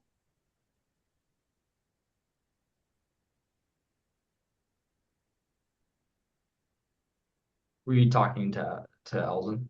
Yeah, trying. We got 60 people following us. I want Uh, to take off and try and lose them. let's get rid of them fast. But Elzen is a halfling. Yeah, Elzen's not very fast. Can I climb on your back? Uh, Probably not while I'm dragging Pebble. He's gonna look. Can he climb on top of Pebble? I mean, I'm sure Pebble would let you climb on top of him. Pebble, can Yeah. I climb on top of you? Sure. So yeah, Pebble, can you slide on your belly while then he gets on your back? Sure. All right, grab this rope. they mount Damn it, Pebble Hills. for a makeshift sled. We're gonna have some fun, Pebble. Pebble is gonna wrap it around his feet so that he can turn and face the crowd as you guys pull him off, and he'll be calling out, Come on, guys. Phrasing. Let's go.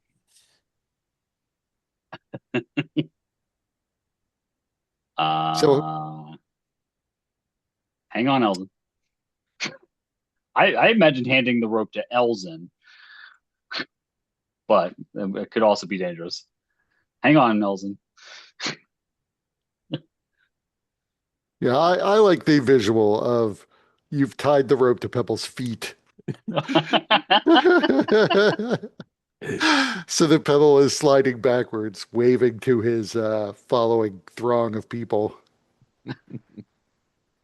I take off. I start running. Okay, so you are, especially if you start taking the lifts between the towers, able to evade the crowd eventually. They're only going to run for so long to get a free meal out of Pebble, out of King Pebble, who clearly can afford it because he's a king. The glacial messiah. Right. They're not so sure what Messiah means, but he has a mitre, so he must be important. So back at the Watchman's Rest, eventually, Lee, you continue gambling.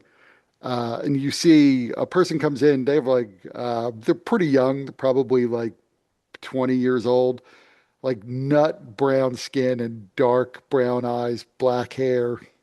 And they walk over to the bartender and say something. The bartender points over at you, and this person comes wandering over and sits down next to you.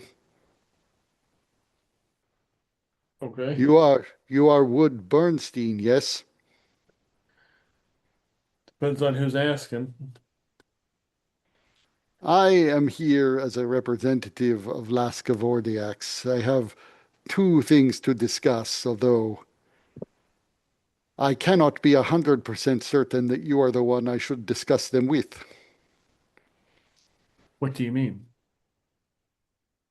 I mean, I am aware that there was one of your kind at Oak Towers the other night, and that Lascavordiax has business with the group that belongs to the Aarakocra.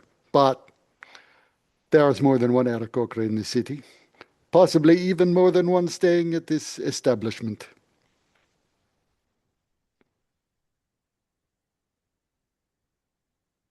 Okay. I am sorry. 1,000 apologies. Apparently, I have the wrong Aarakocra. And he stands up and bows his head and withdraws. I thought he was going to ask for Pebble. I don't know where he's going. Pebble will be here any time, any minute. If you need to Ah, talk to you him. are. I have been told that Pebble is not the one I should speak with. Although, are you with Pebble's group? Well, sometimes they usually call them clingers on, but that's kind of a derogatory term. Perhaps then I should wait for Pebble. You should. You want me to buy you a drink? I do not drink, but I appreciate the offer. It is very gracious. Okay. And he moves like to the wall and stands there almost at attention.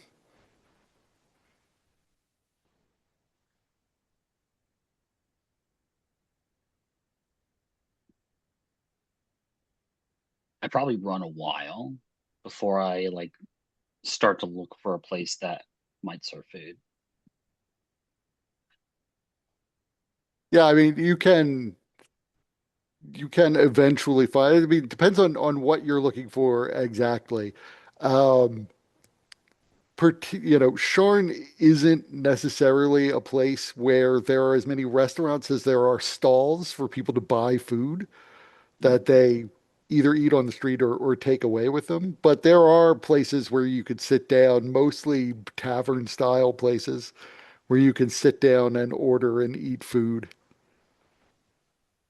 On in the upper wards, there are actual like restaurants where they will have like menus of things you can select food from or order things like directly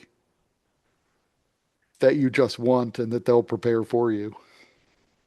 I'll pick a stall. So you find a stall that's selling, various sort of meats in bread, falafel. Corn dogs?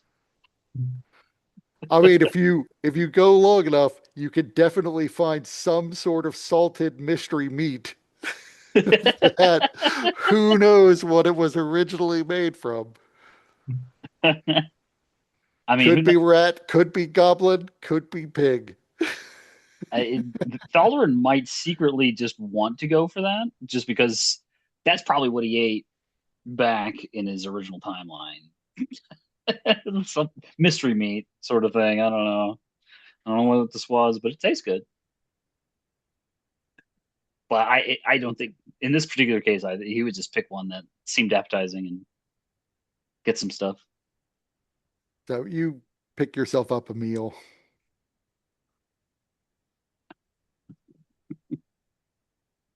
I mean, eventually you could also find like a fishmonger selling fish, which may signal for Pebble to make you stop. Right. I mean, I'll wonder if we could bring it back and see Yeah, I mean, if they would you de prepare it. I mean, you definitely could take the fish with you. Like the fishmongers would be selling just sort of raw fish, fresh up from the docks. Mhm. So they would like wrap it for you in newspaper.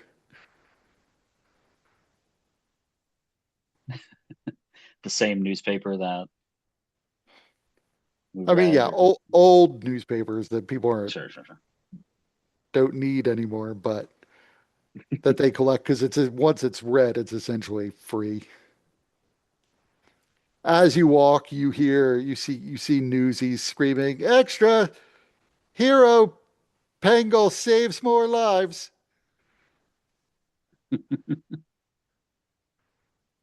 As a special afternoon edition now has at least versions of the stories of Pebble heroically sweeping in after committing a series of like petty larcenies and crimes, vandalism. Pebble sweeps in to save the lives of people in the burning tower, which is clearly the more important story.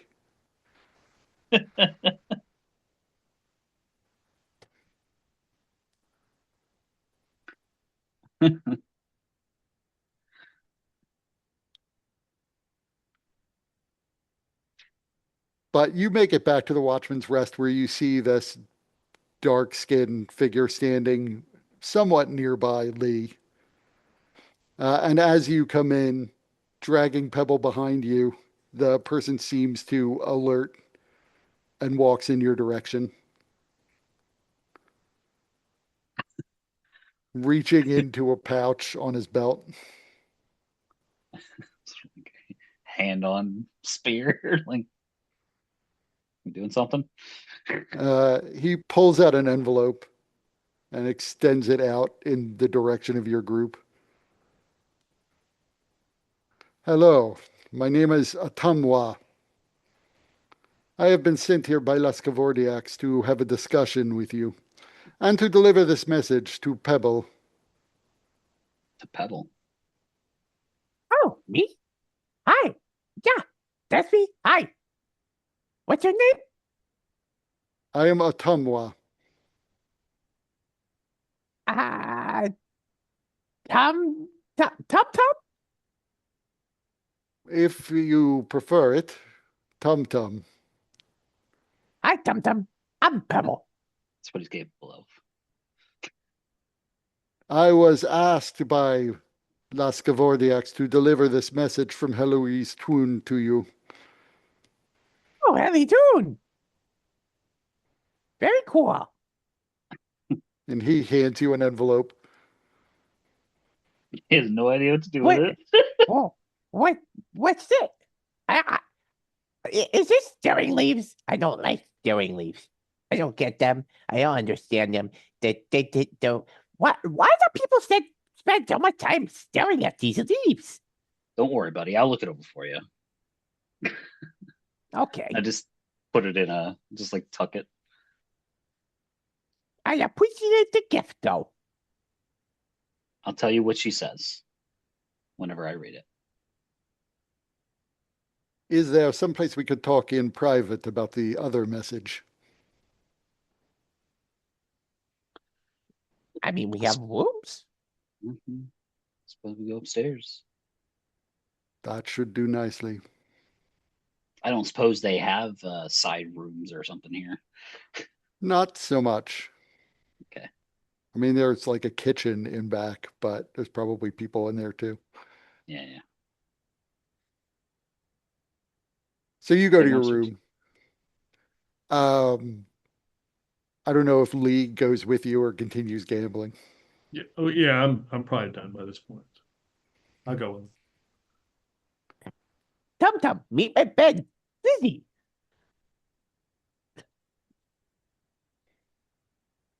It's very nice to meet you all. Lascavordiax has asked me to say that he will come and meet with you at Seguin Square in 2 days' time, that you should be there at the 10th bell. Okay. How many days is that? 2 I days. assume I would know. Yeah. Okay.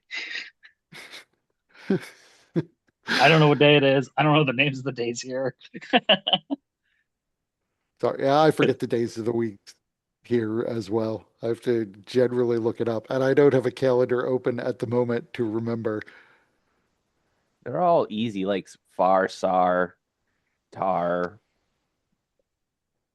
Right. It's just, that is one of the problems with fantasy calendars is it's immersive, and so I get it from that perspective, but also it feels like a lot of work to memorize them.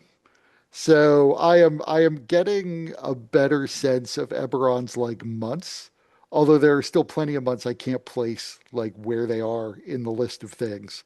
So like the month of like Ron, I don't know where that is. It's like spring-ish, maybe summer. I don't remember. But I also haven't like I know SAR is Saturday, and the other ones I just forget. I get them out of order. Whenever I see them written down, I'm like, well, yeah, of course that's Monday. But then I'm not seeing it anymore, and I forget what it's called. So, but it would be the equivalent of Tuesday night at this point at 10 p.m.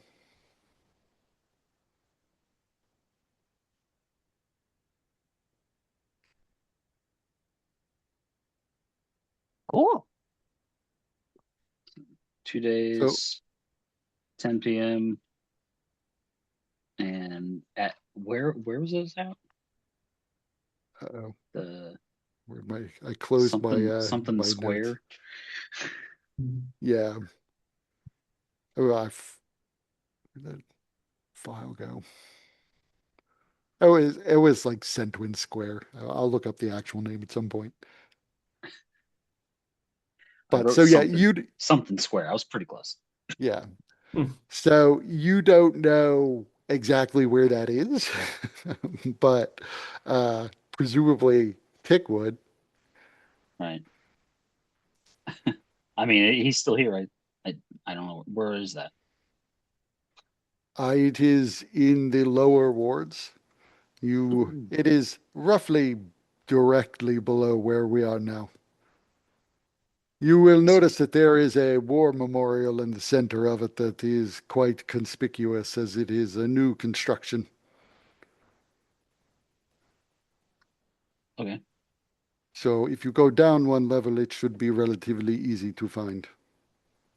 There's a shortcut we know about. No. I mean, there is a stairway that goes down not that far from here that you've seen before. Nice. He should meet you there. He suggested that you come with equipment. He did not specify to me what sort of equipment you would need.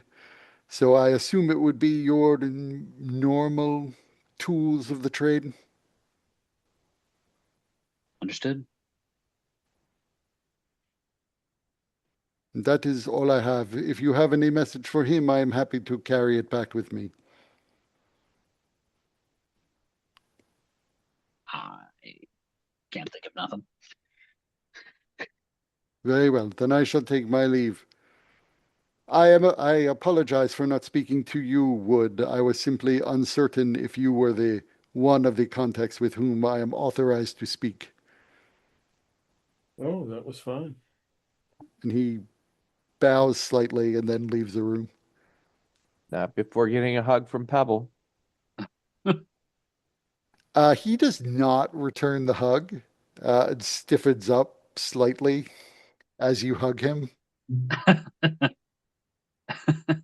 Bye, Tum Tum. Farewell, Pebble. He's a nice guy. He gave no indication. I think he's nice. He didn't give any indication that he was mean either. He was rather straightforward. Yeah, nice. That's not what nice means. It can be nice. Well, we have a plan for in a couple of days. How long of it has it been? Is my armor almost ready? Your armor should be ready the next day. And Professor Bareth said he would contact you in a couple of days when he has your identity papers done. Might be a busy day.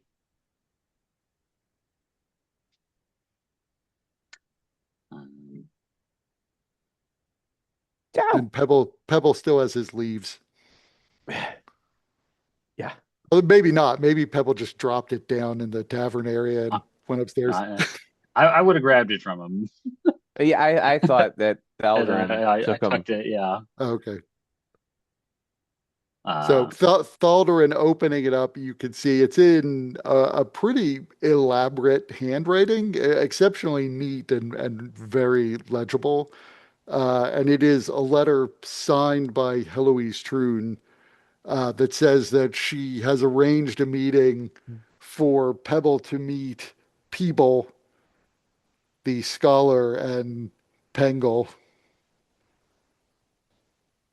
Sweet. and that will happen, not for another 5 days, and that they Got should it. meet at noon in the lobby of the Great Tower at Moorgrave University. Moorgrave. Interesting.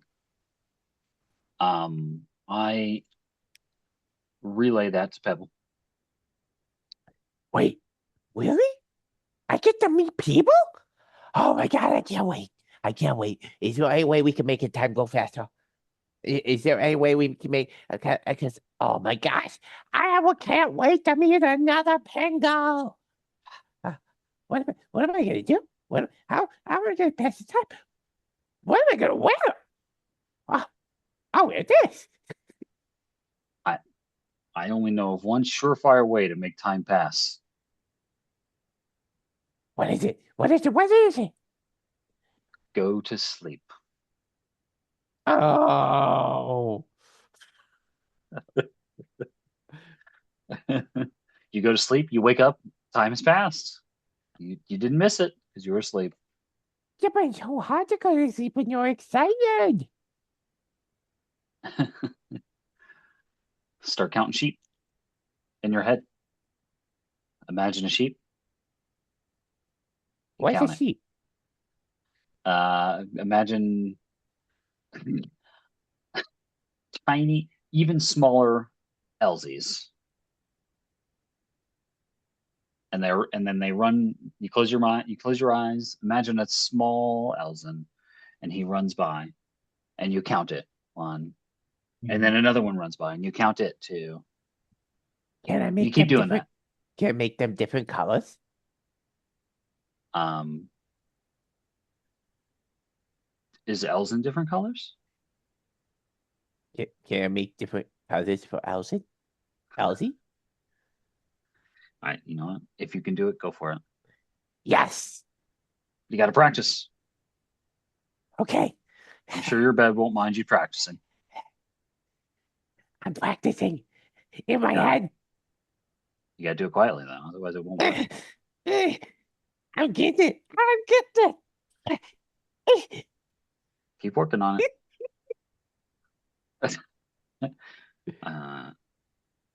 You get to hear things like, wait, what color is that?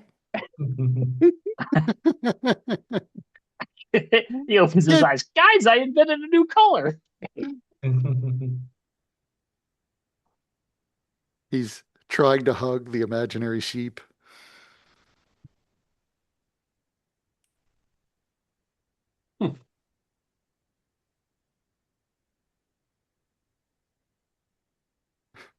He begins to chase the imaginary sheep. Running in place on the bed, little feet.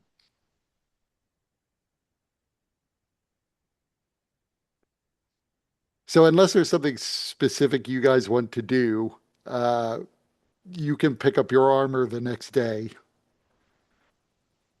Yes. Yes, I would. So returning to the smith, um, you would say, the armor smith did warn you that it wouldn't look pretty, and Uh-huh. the fancy designs on the armor do appear to be pretty kind of smeared out, as the plates had to be bent to extend them a fair bit. There are a few more gaps in the suit than there were before. At least the gaps are somewhat larger to accommodate your larger frame.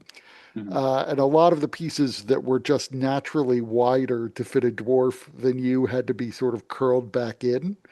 Still, this is working with adamantine, and so uh, impossible for some smiths to do. The forge has to be exceptionally hot to begin to rework these things at all. And he has done the job so that it now fits you and functions otherwise perfectly well. It just clearly looks like it was a dwarf suit of armor that was bent in order to fit you. Okay. I don't mind. Uh, let's see here. What was so it was I mean, dude, it's been so long I don't even remember exactly what it was that I was getting reworked. It was adamantine plate armor. Okay, yeah, yeah. Does he want my chain? No, I mean that would be somebody else's work, which is that he doesn't like deal in used armor. Yeah. Good. He seems a little apologetic that he couldn't do a better job of preserving some of the engraving. And you're 100% sure that, because a lot of the symbols that are on it are Kundarak marks. Like a Kundarak armorer, maybe just a lot of Kundarak dwarves would probably recognize that this was once upon a time Kundarak armor. Um,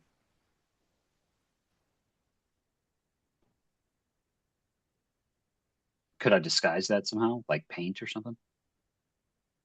I mean, you could try. So it's like these are engravings, so Yeah.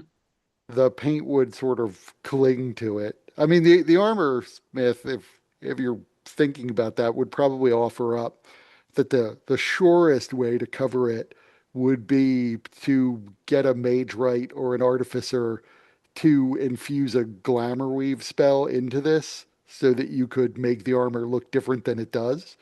And that would improve the sort of overall cosmetic appearance of it and could, like, there's nothing magical about the engravings. If you Mm. paint over it, that probably would conceal it for the most part. But it would really wind up giving people who are looking at it closely disadvantage on their check to recognize what the engravings were.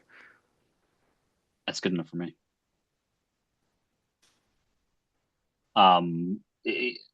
If he like kind of is pointing out the telltale signs of it, then I'll just make a mental note of that and at some point probably get some, I imagine red paint,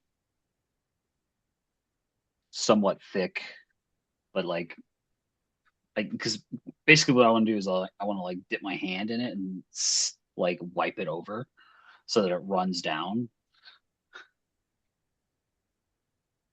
and that Okay. across the chest, probably over the shoulders and stuff like that, like that sort of red streak with it obviously dripping and then letting it dry like that.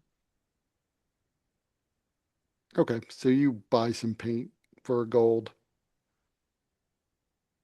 and streak it across your armor.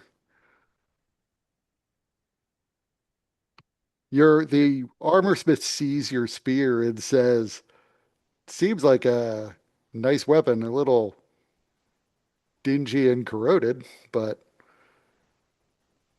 Yeah. where does one come across a weapon like that? I went searching, found this. It's obviously old, but still works. Would you like it cleaned? Uh, how long would that take? Couple minutes? Do it for free. I mean, I it's enchanted. Do you think that matters? No, if anything, it probably will protect it even more, although the cleaning doesn't really damage the quality of the weapon. It'll get the grime off of the head. Yeah, if you got better stuff than I do, well, I couldn't get it off. So So he takes it in. You see, he opens up a barrel and dips a cloth into it, uh, puts on a big sort of gauntleted mitten and fishes the cloth out and begins to rub it against the head. And you watch as like a black grime begins to come off of what you assumed was like a blackened metal spear tip. But the grime seems to be coming off. And after a few minutes of polishing, you see the metal looks substantially different underneath the whatever the coating of corrosion or oxidation was on it. And it appears to now be it's a very deep and dark purple, almost like a twilight sky colored purple. And his eyes go a little bit wide the more he cleans it. I wouldn't risk putting this stuff onto the wood, though the wood itself seems like it's got some grime on it that you may want to clean off carefully as you can, but he hands the spear back to you. That's quite a weapon. I think I got pretty lucky. It's it's goblin, seems to be, but old. You don't see goblins making weapons like that anymore. I don't see very many goblins. Don't I just sort of see like swirl it. If you I don't assume there's room or whatever, yeah. but Smacking dwarves in the face as you spin it.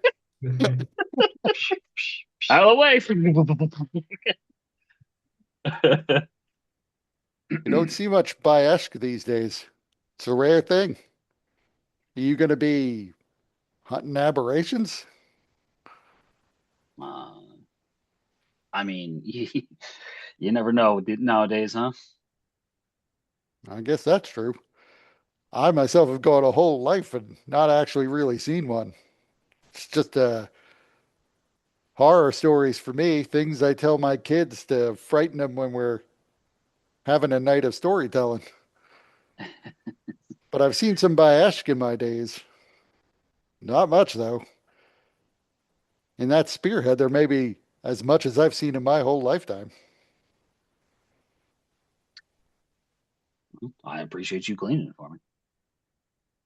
Well, if you have any other work you need done, I'm always here. If anything happens to that armor, although it's adamantine, it'll probably hold up. Feel free to bring it back. I can get the forge hot enough to repair anything. I appreciate it. You'll be the first I let know. Appreciate your business. uh, who I gotta find to like treat the wood? Are you asking him, or are you just, is No, that a I just rhetorical as I question? leave, I just sort of like think that I'm like, I'm gonna ask who does that?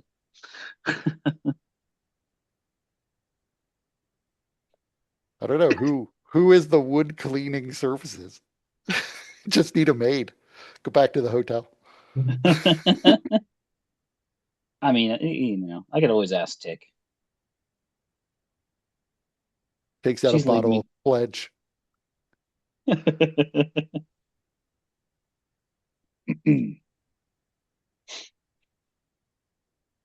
So that night you find Senwin Square at 10 p.m. And as you get there, you see Lascavordiax waiting in the shadows. Ah, hello. It's good of you to come. So, I don't know if you're ready to go and do what it is you wanted to do, but I know that I have arranged things so that tonight will be the perfect night for you to infiltrate her apartment. I can get you inside. I can get you to her floor, and I can get you through the front door. There are two guards still on duty. I would appreciate it if you merely rendered them unconscious rather than killed them. Of course. Do you have a way to disguise yourselves? I noticed you didn't the first time you were there. I I do not. do. Yes, of course. I mean, yes, of course. Well, that makes one of us. Surprise would then be a good strategy for you. It would be best if they didn't see your face. Of course, Pebble, people have been seeing his face all over. Yeah. Oh, me? Yes, you're getting to be notorious as well as famous. Infamous and famous, I suppose. In- Oh, The mirror, apparently. Infamous. That implies a negative reputation. Well, mostly he's known for petty vandalism. I shouldn't say that. Mostly he is known as a great hero who engages in active petty vandalism. Enough people are aware that it's almost certainly the mirror and their pranks, though there have been no such pranks in the upper wards. It's possible that if you broke in tonight, people might think that it was a member of the mirror that is causing the havoc if anyone sees Pebble's face. But I don't think that ruse would work if they see Thalderin and Wood. Did to get an oversized cloak.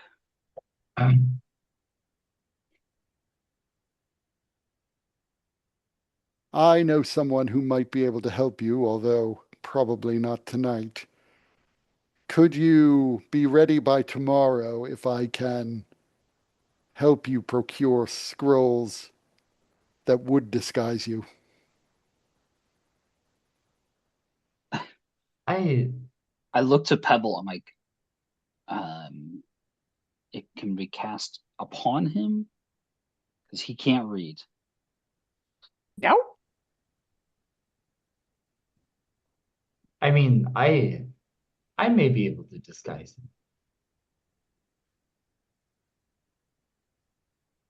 Can do Ah, all this. Let me suggest a different plan. Why don't you all disguise yourself as Pebble? Hmm. One pebble would be noticeable. Four pebbles looks like it's some sort of ruse, especially if you're infiltrating Heloise Troon's apartment. I like the way this It guy will be thinks. very important that Pebble not speak and let it be known who he is. Although I suppose it could be an accurate mimicry. How are you? How do I? I'm not supposed to talk, but talking is how we. I. That's how I talk. I have to talk. Not talking is just so hard.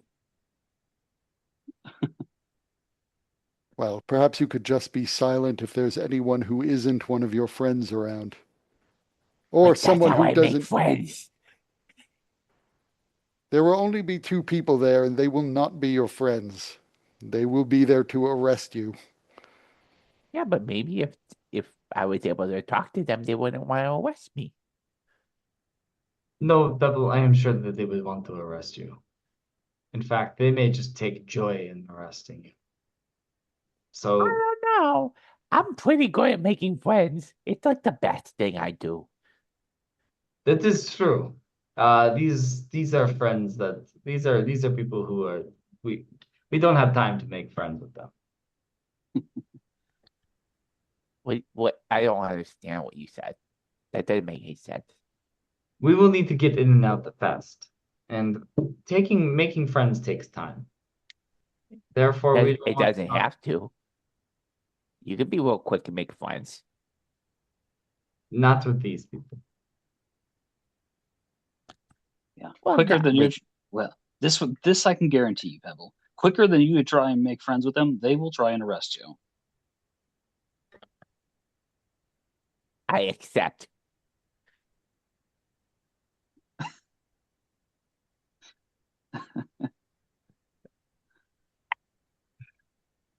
It may not be exactly clear, but from Pebble's perspective, he just did something that he would do with one of his Penguil friends and kind of expected it was like an unsaid challenge.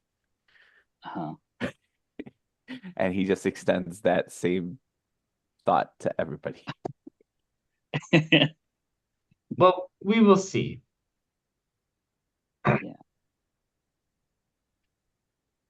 So I'm like, I like the disguise as Pebble type of thing.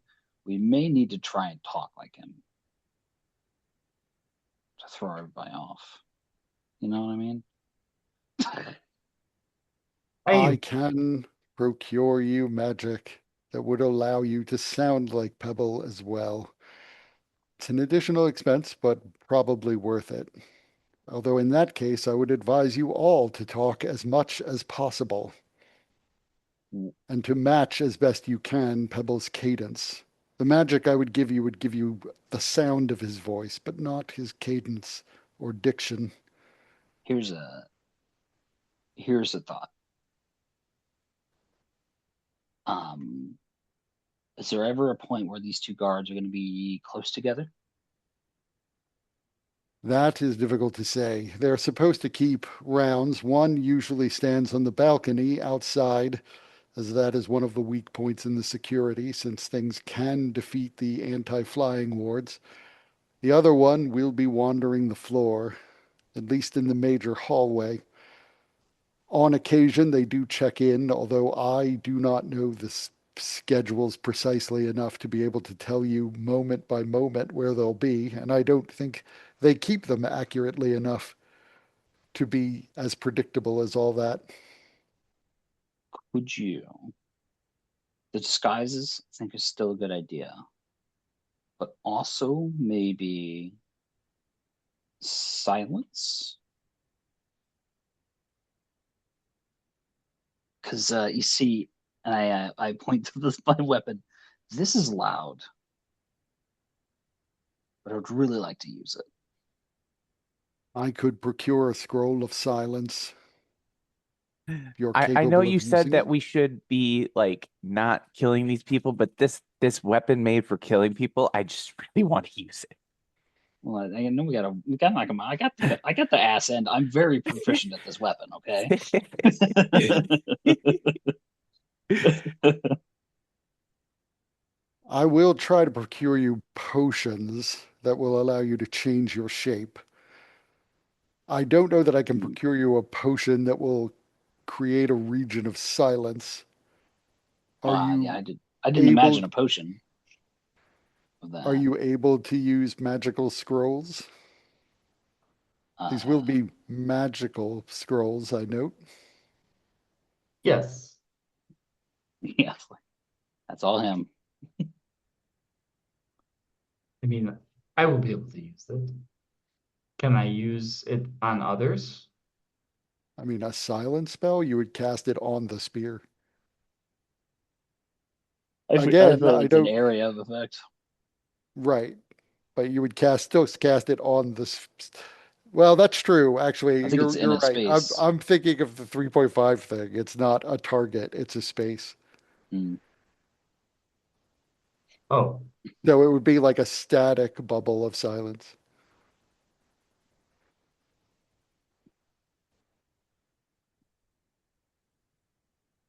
why do we need the silence spell? Uh, Again, I point to my spear, which releases a thunderclap every time I hit somebody with it. Can't you just use a different weapon? Yeah, but like Did you just like punch? Also, listen, also, I'm not gonna point elbows at people who talk a lot as I point my elbow at Pebble. Uh And Pebble remains oblivious. yeah, He's exactly. picking his beak right now. I'm not gonna point elbows, but some people like we need to be able to quiet. He's gonna try and make friends with the guy. You heard him.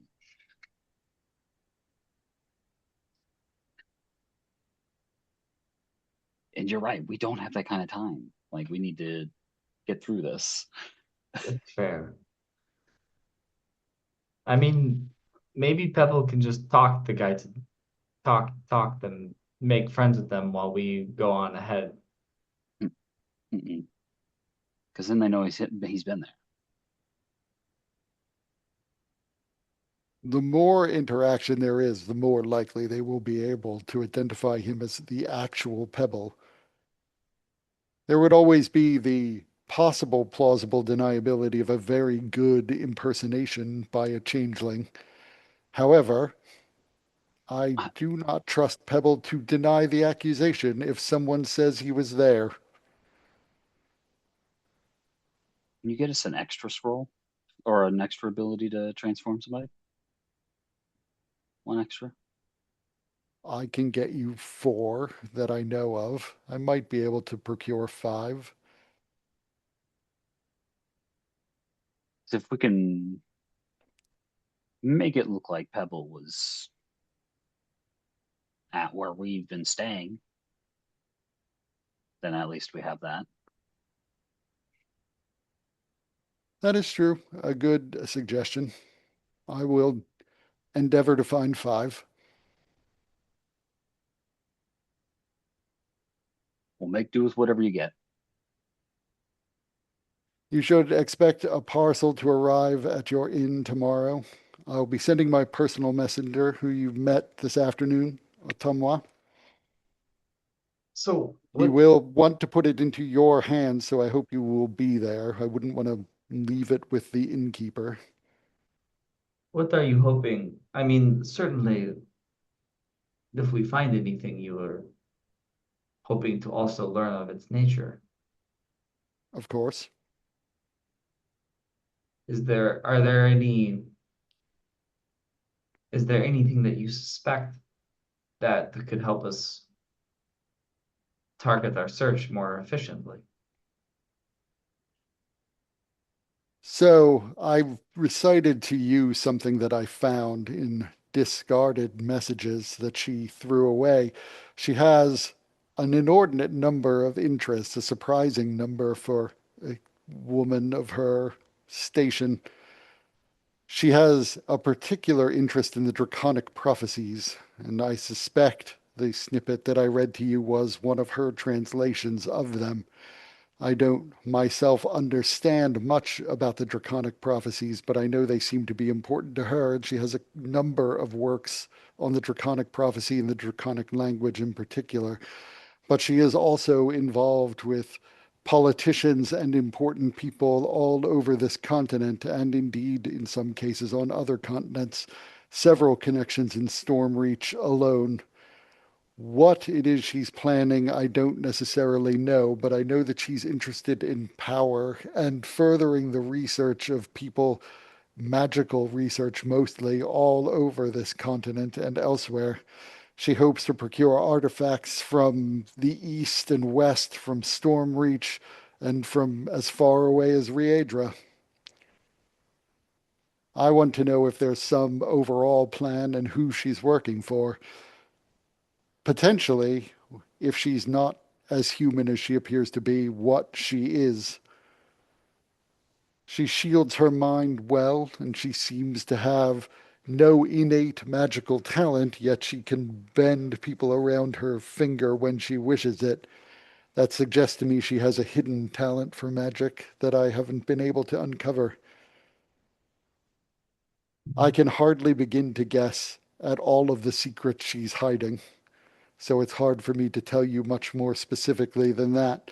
I know that she sends out a lot of correspondence and that she hides it even from me, not allowing anyone other than herself to deliver messages to House Civis. When she does discard messages, it's usually in code. It took me nearly 3 months to decode the message that I read to you. Again, probably a fragment of the Draconic Prophecy. Do Interesting. you know anything about an Abelar, Decandith? Yes, I know that he is one of the people she has wrapped around her finger, more than one of whom I think she has been engaged to. He is in that category. They may still be engaged for all I know.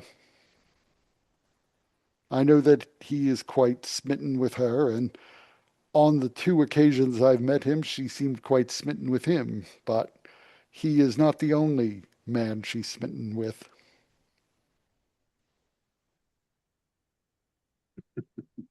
I'm sure it's all for show. He also seems to be one of the magical researchers she's associating with. I know that she has quite a lot of correspondence with quite a lot of people. I don't know specifically what his area of research is, as he's always been very cagey. I know that at one point he was researching dragon shards, hoping to unleash energies from them, something to do with accessing planar boundaries. More than that, I can't say, as I try to avoid probing people's mind to the point where they might notice me, especially the abnormally intelligent ones, as they are more likely to catch me probing them. Hmm. He certainly was an interesting fella. We met him Very briefly. unusual. I know that he talks to himself, although probably not to himself. There is a secondary presence about him that seems to be embedded in a psi crystal in his chest. We did see the crystal. I couldn't discern whether or not the secondary presence was actually within the crystal or merely communicating through it. My impression was more the latter, although these things are sometimes hard to discern directly. This is true. I You can think it's say you can't it was a you very, couldn't tell if it was psionic or anything? I can definitely say that the crystal was psionically aligned. Okay. Whether or not the being on the other end had innate psionic power, I couldn't tell you. It could simply have been using the crystal's power to transmit its thoughts. I don't think it was in control of him, and I think its influence was subtle. It wasn't having a direct back and forth conversation, at least not when I was in its presence. Hmm. But I feel as though it was feeding him thoughts. Unfortunately, my ability to read minds would not allow me to penetrate a mind communicating through a crystal like that. I have to be in closer proximity to the actual mind. Hmm. We learned that Abelar was the one that was like leading the scientists at Black Pit, right? Yes, You know anything about Black Pit? I know what I've heard from rumors. I haven't really kept up with the story. There was some sort of explosion there, as I understand it, a powerful one, probably magical. I've heard that Black Pit itself is gone and that many people died there in the explosion. Certainly true. Abelar was the one leading the research there. That I did not know. I know that letters were dispatched to him in recent months. Those may have been sent to Black Pit, but again, she doesn't trust me with the details of her correspondence. Happy to take them to House Civis on her own. It's possible someone at House Civis would have more knowledge of her correspondence than I would, but I doubt she's sending them in anything less than her very best code. They would at least know the times and dates of her communications. Hmm. And we have to convince them to give up that level of information. I'm sure that they have a policy against a privacy policy. I know they do. It is their whole business to Right, transmit messages in confidence for people. right. So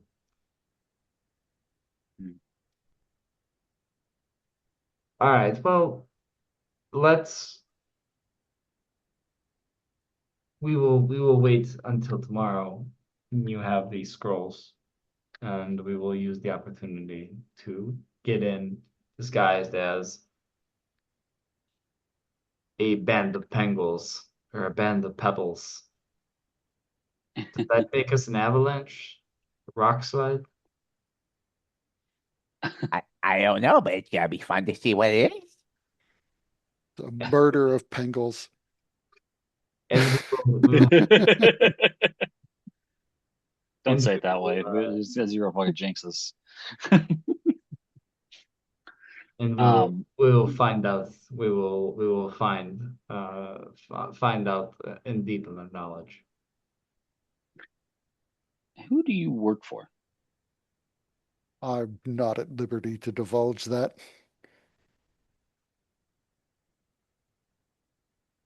Can you Suffice to say say, I have no reason to believe any goal you might have would be at odds with any goals I might have, unless you're very much involved in the internal politics of Riedra.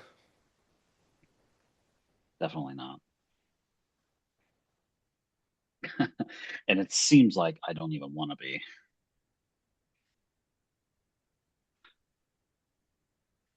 I mean, you don't even have to make an insight check to know he's hiding things.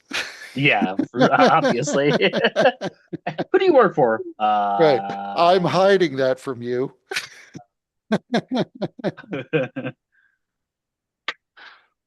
But he reaches into his vest pocket and pulls out a small token. You will need this to access the service entrance. It is important that you use the service entrance and not the front entrance. As if you pass through the front entrance, whatever magic you use, it will register your true forms. Yeah. We were hoping to get our hands on one of these. Does this always work or is this limited time? They will change the magical encoding within a week. Hmm. And Okay. this will only take you to the 60th floor. No other floor. You will have to use the service entrance to the lift as well if you want to avoid being seen by the front door staff.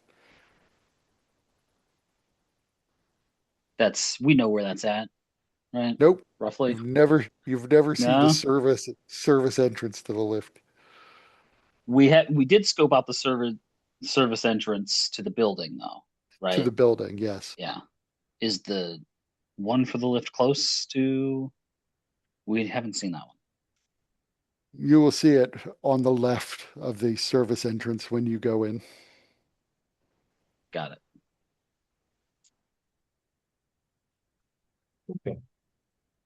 I will be in contact with you, assuming all goes well. Obviously, I assume this goes without saying that if you are caught or seen, I will deny ever having had any contact with you outside of my professional duties for Hello Eastern. I don't even know who you are. That is for the best. Although we have met, you were at the party last night. Yeah, I'm I very know who bad you are. with- I just don't. I can't say your name. You worry me, sir. What makes you say that? We live Well, with them.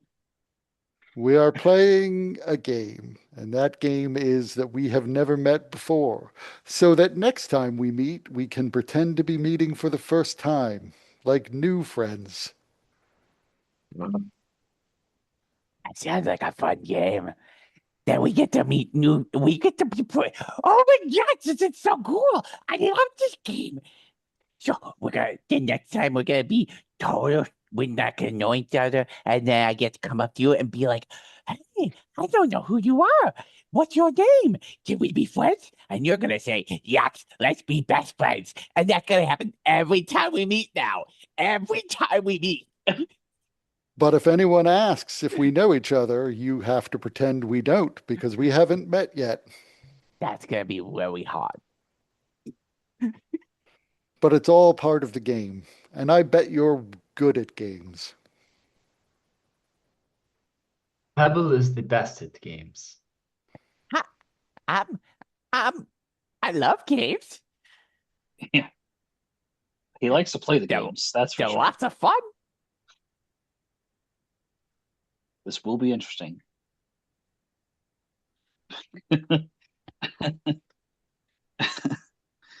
I know we're an Pebble, unusual bunch for you to put your faith in.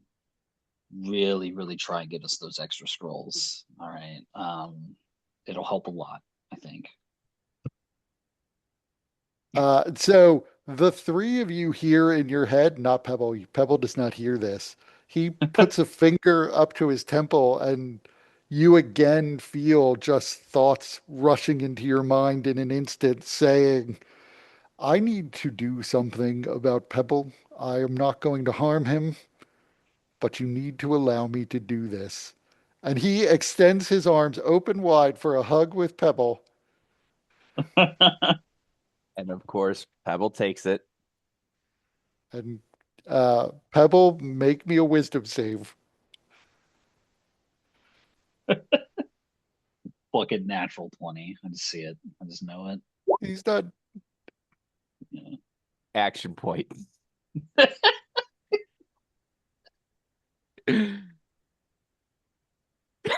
Oh my god, dude. And so as you hug him, you feel all an unusual sensation that you've never felt before. Like you felt Elzen speaking to you in your brain using telepathy, and you felt Lascavordiax speaking to you in your brain using telepathy. Although those two experiences were slightly different. This time you almost feel like you feel Lascavordiax in your mind again, like you're aware that he's there, and it almost feels like he's trying to drain all memory of him from your brain. And what I imagine he feels in return is Pebble mentally hugging the mental version of him tightly and not letting go.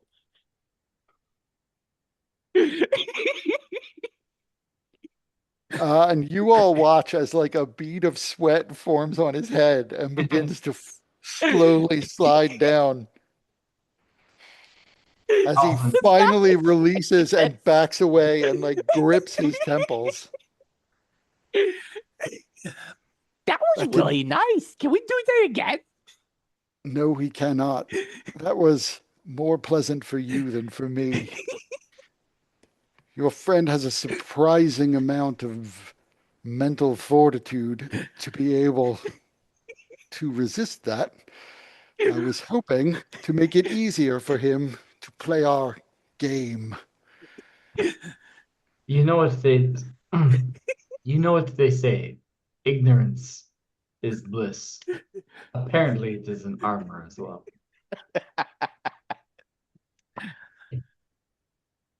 I will have to unfortunately trust in fate to protect me from Pebble's lack of discretion. And You can't hear you, Tony. Like I don't understand how it happens. I don't I don't know. It's like he's like a have you ever heard of an inevitable? I am aware of the inevitables, at least I by th reputation. I think he is one. I doubt that that is correct, but there is something unusual about him. He's a new kind. I have never encountered a Pengal before, not personally.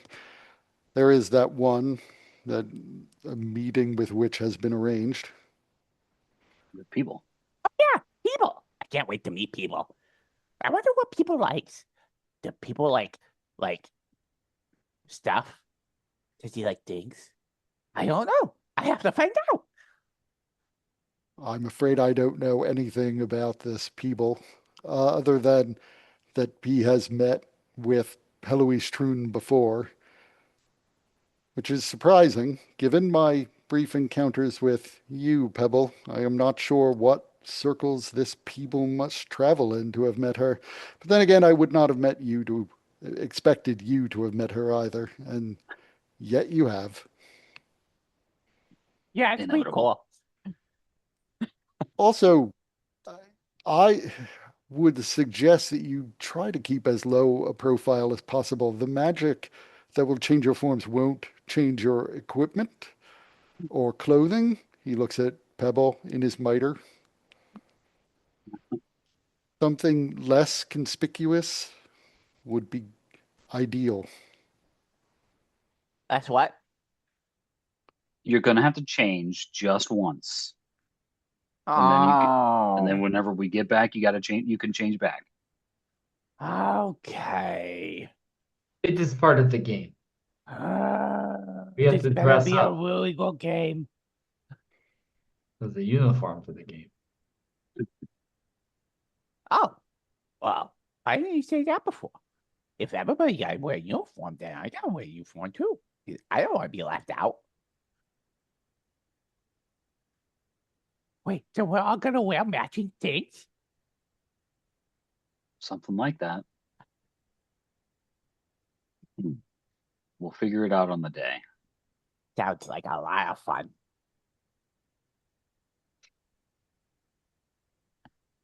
Expect my package in the morning. Expect me to contact you the day after if all goes well. Good evening. Good evening. Thank Bye you. bye.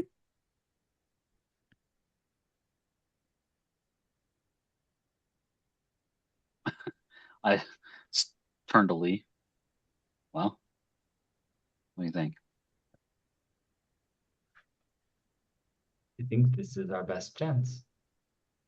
I think it's inevitable. Look back down to Pebble.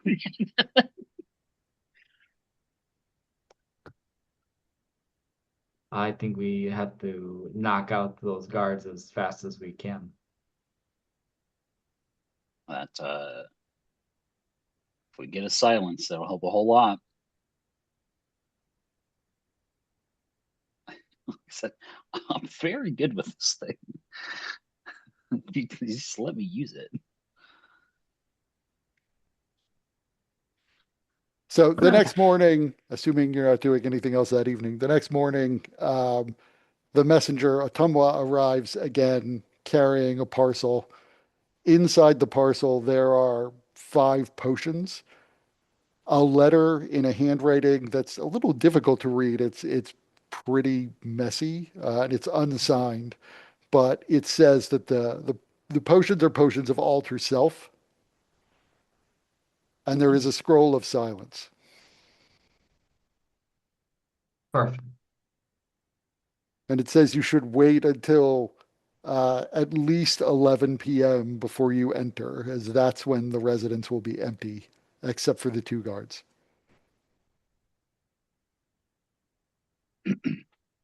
Was he able to do 4 or 5 of the potions? 5 potions.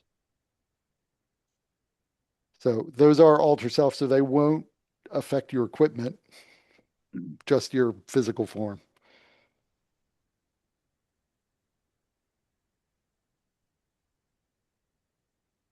Um,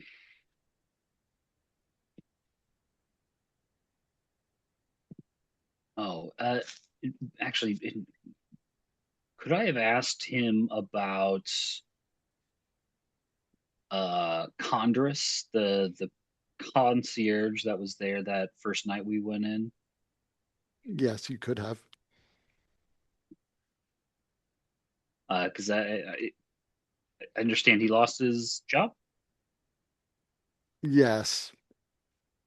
He was a bit more difficult than the rest to convince to remain silent, especially given all of the night's events. It seems someone threw two of the Warforged guards down the lift. Luckily, the wards of the lift stopped them from crashing into the floor below, as that would have created quite a mess. But Indeed. Condorus was quite vocal about who he thought might be involved. I say, is he still around? I have no idea how to get in touch with him. All right. Uh, if he was vocal, hopefully he's not, you know, doesn't get any wild hairs to visit a guard station or something. Elusive story. Let me check something real fast.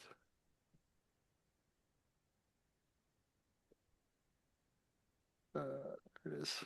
Should have had this open.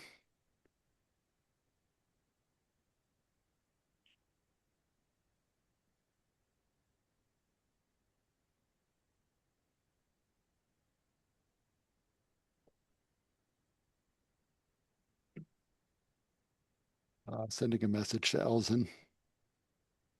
Okay.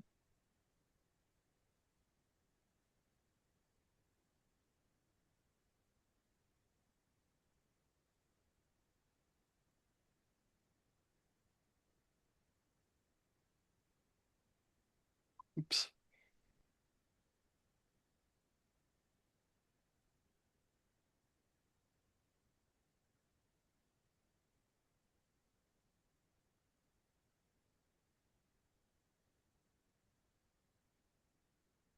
Oh, that didn't. I was in the wrong screen. So you can all see it, I guess. It's in the chat in I'm not gonna look because Pebble wouldn't know.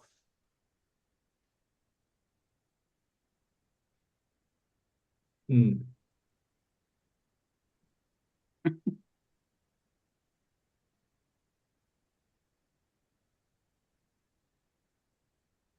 technically though only Elzen gets that impression. Um,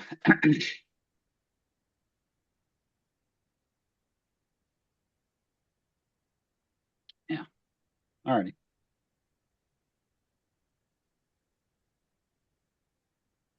Alzin would share that information. After he left, presumably. Yeah.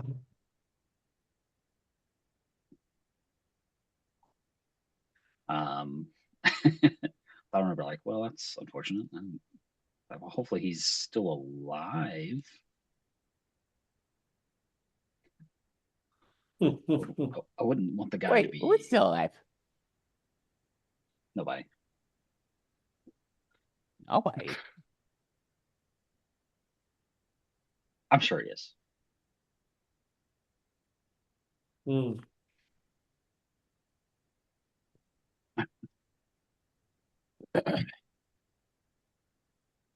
Well, and now we wait until 11 p.m.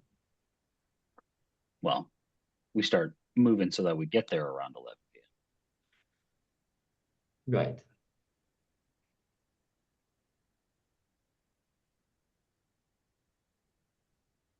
So Yeah, yeah. the note would have specified that as long as you're essentially gone before dawn, you shouldn't have a problem. So it's after 11. Otherwise, it's up to you.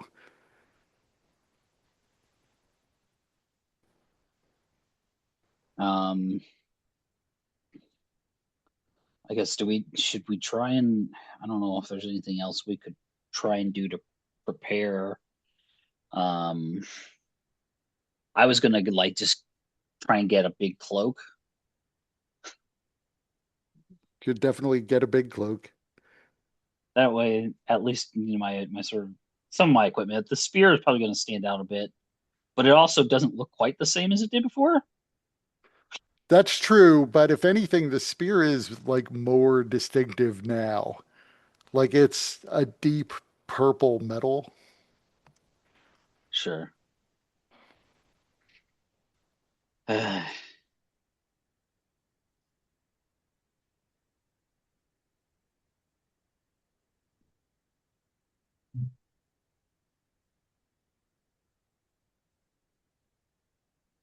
It's also, you now notice, this was hard to make out before, but it is covered, the whole spear tip is covered in runes. And looking at it, you suspect the shaft is also covered in runes, although there is like a layer of sort of black grime over it that covers them up.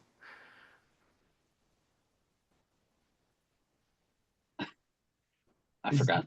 I forgot to ask Tick where I could get the wood end of this cleaned.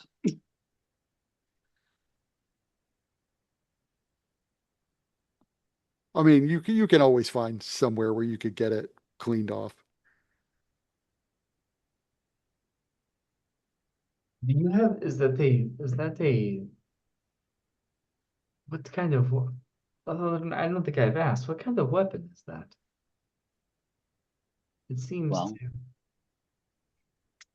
it seems to be an ancient, at least an ancient artifact of great power. ancient artifact? I don't know. I mean, I mean, it's old. a very not well taken care of artifact of great power. I it, I don't know about artifact. It's certainly a very fine weapon. Hmm. Uh, and the blacksmith said it was what the fuck is that called again? But what was it called? The Dakani Empire. No. The kind of metal. Oh yeah, Yes. uh, yeah. I say Biesh. Bayeshk, Oh, but Yeah. Bayash. Yeah. pronunciations vary depending on what part of the continent you're on.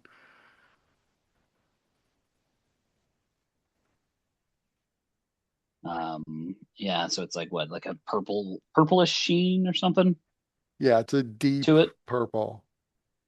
Yeah. He said it was Bayeshk. Monster slaying material. Hmm. But the guy you bought it from said it was from the Dakani Empire, which would make some sense. But that would also make the spear 9,000 years old or longer or older. So let's see how good all your other weapons look after 9,000 years.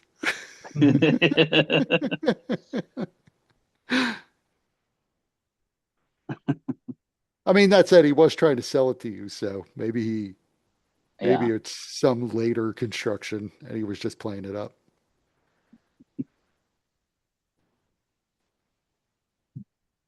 But you could be relatively sure that the inscriptions on it, the runes on it, are goblinoid. I don't know Goblin. Dwarvish, Elvish, Gnomish.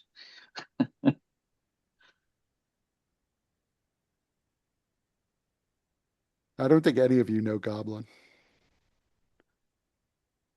No. You also, by the way, know sign language, at least according to my notes. So I a do. I do have sign Corvair language, sign language. yeah. Yeah.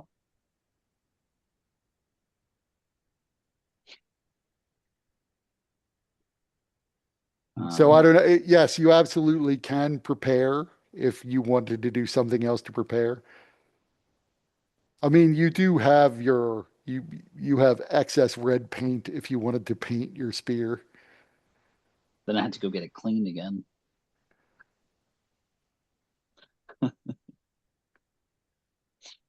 Um, I did think about that though. I mean, your armor is also pretty distinctive. I know that's why I was going to get the big cloak to put over it. Um,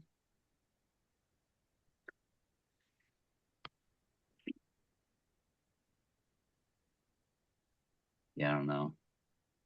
This happened last time too. You made Zarius's staff lightning too, and he's like, "Oh, God damn this!"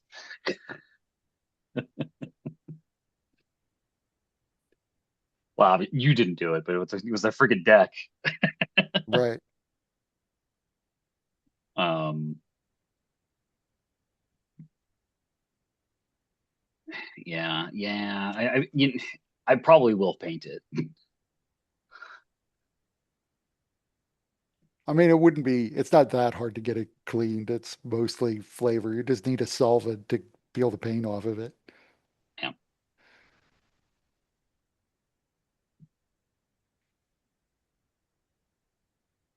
I So think. if anyone else has anything they want to do to sort of prepare to infiltrate, that's fine. I mean, in Uh, fact, we can wrap it up there for this week so that you guys can think about if there's anything you want to do before you head in, Sounds good. and we Yeah. can pick it up there next time. Sounds good. Alrighty. Thanks for running. Yep. Oh, Kurt, did you check out my version of the Artificer? I did, and I like a lot of it. The one thing, like, it's not a criticism. It's something that I was like, I feel like I want to add. Uh, I f- all of the subclasses of Artificer, and this is true for WotC's version, but all of the subclasses are really combat focused. Like there's Battlesmith, like there's the one, I forget what it is, the Forge one that maybe is a little more generic because it doesn't necessarily say what they're forging. Mhm. But like a lot of all the other ones are like armor and weapons, and it seems like for Eberron, like there almost should be like just a mage right version where like you don't necessarily make weapons, you make other shit. But I don't know how to flesh that concept out. I was just thinking that for purposes of like making NPCs, it would be good. There's actually, so there's something that I'm working to convert to my kind of version of the rules. Let me see. Uh, I think it Like was in effect, somebody who focuses on just like standard wondrous items as opposed to weapons and armor uh or constructs, which tend to lean that way, but don't necessarily have to. so there's a subclass that I'm trying to uh convert to my sort of power curve called the Mythrite. Um that basically is kind of like what you described, but it's also relics like old like heroic relics and stuff, which don't necessarily need to be weapons or armor. Um, but yeah, I think also it is interesting, and oh, and there's also the Fey Weaver and the Puppeteer. Right? I mean, I haven't like thought it through mechanically, but I was thinking, what if there were an artificer who can't necessarily like buff damage or armor class, but they're like a utility guy. Like if you need somebody to imbue a cloak with like temporary invisibility, that's their wheelhouse. They could add a lot of different effects that might be useful in the moment.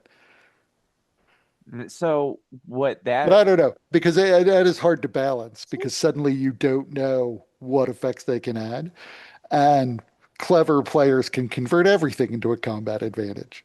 you know what though? I think that there's something there with that where it's a subclass that essentially um expands on the spell storing item ability, Right. which in my version is limited to second level spells, even though the official one is up to third level, which I think is the one place where wizards is more powerful than my stuff.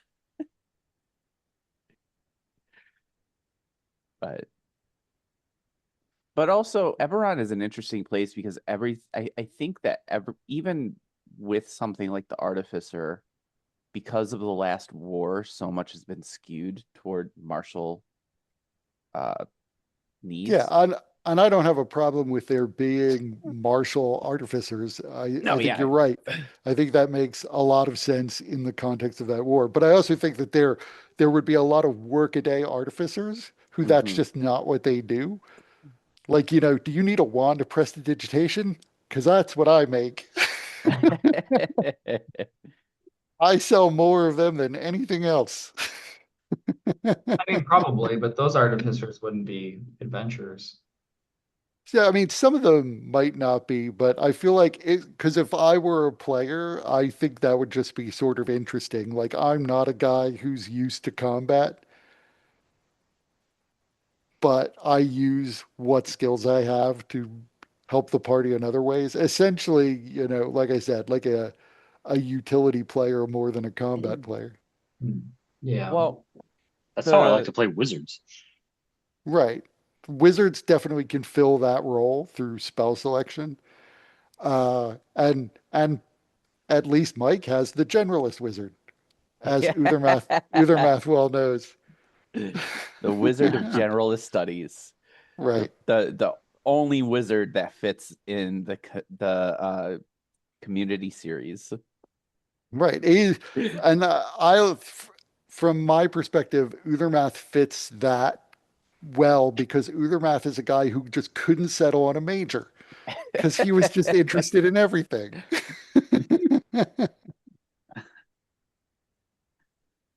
um, yeah, I'm gonna think about that and see because there was a previous subclass that had included, and I got away from it. It was based on the Maverick subclass by Keith Baker, um, which kind of expanded on the Artificer's ability to use magic and cast spells. Um, but yeah, I think I have a few ideas. I might look at what comes out of that. So I mean, Well, from my you can't. You've perspective, already finished. You've already finished fifth edition. Don't you remember? You that's can't make Oh, true. any more changes. well, I'm not making changes. I'm making additions. You've already, but you finished it. You can't George Lucas this now. Hey, if George Lucas can, I definitely fucking can. Well, listen, he's got millions of dollars to his name. But I mean, from my perspective, I don't know that I need a subclass. Like I can, essentially, there's like a generalist artificer stat block. If anything, there's a problem playing Eberron with that because it's pretty low level. Like, and so as you guys level up, if I want to use artificers, I'm going to have to scale that up to keep pace with you. To at least if I want to make an artificer like a combat challenge, I would have to do that. And that's very generic. They clearly don't fit any of the subclasses super well. And that's enough for my needs. It just seems to me if I were, you know, in the context of Eberron, there's probably a lot of very skilled artificers who just don't necessarily focus on combat stuff. They don't do armor and weapons, at least. And your one, the forge thing, I like the flavor of it because it's so tied to the Dashur and the goblins. Mhm. That it, you know, I can see how you would genericize it out so that you don't have to be a goblin to use it. But I actually really do like the flavor that maybe it is mostly this is a goblin thing, and that's what they do. Yeah, what they can do is pretty cool because they can essentially make greater than +3 weapons, which is pretty sweet. And then they buff just the entire party. So very, very goblin oriented for sure. I also like it because I've been thinking about it more since, you know, I very quickly came up with like a list of magic weapons, magic spears for Thaldarin.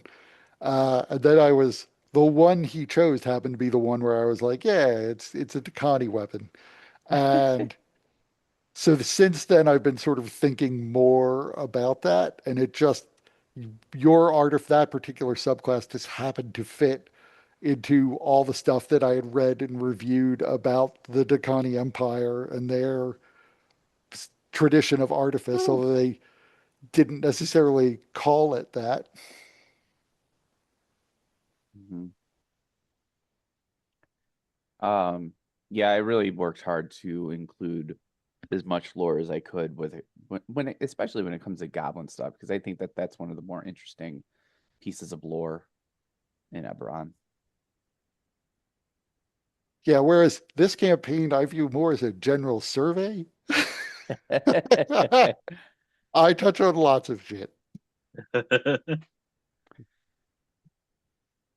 mean, it's probably a good way to go for like Yeah, there's nothing wrong with a first world Eberron tour. running your first Eberron campaign. Right. I mean, part of the goal was to make it a bit of a world tour. We just need our flying bison, over the Talenta Plains.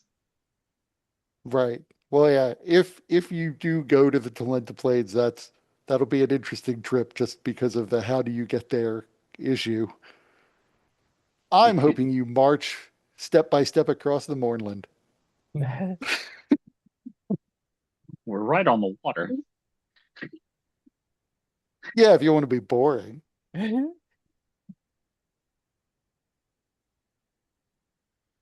Think about all the fun you could have going somewhere where healing magic doesn't work. Thousands I mean, positively brimming with excitement at the prospect. it's not like we have much in the way of healing magic. That's that's true.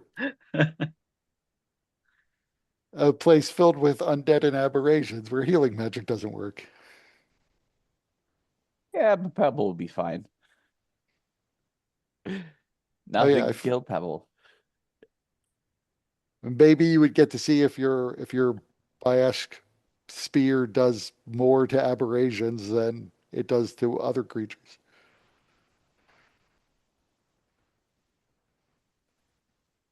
See, now you have to go. I'll have to railroad you into the Mournland somehow. Personally, as a player, I'd love nothing more than to travel to Mournlands. I mean, if we end up there, we end up there. They are fun to go through. See, I remember it from Mike's game, and that was not my recollection. You guys remember the Rain of Glass? Yes. Yeah, no, it's going to be Kurt running it. It'll be perfectly fine. We're not going to have every potential fucking bodily mutilation thrown at us. I don't know. Necessarily. Kurt has been learning the ways that I do it for the last 10 years. Maybe the Mournland is the place where he exercises all of that.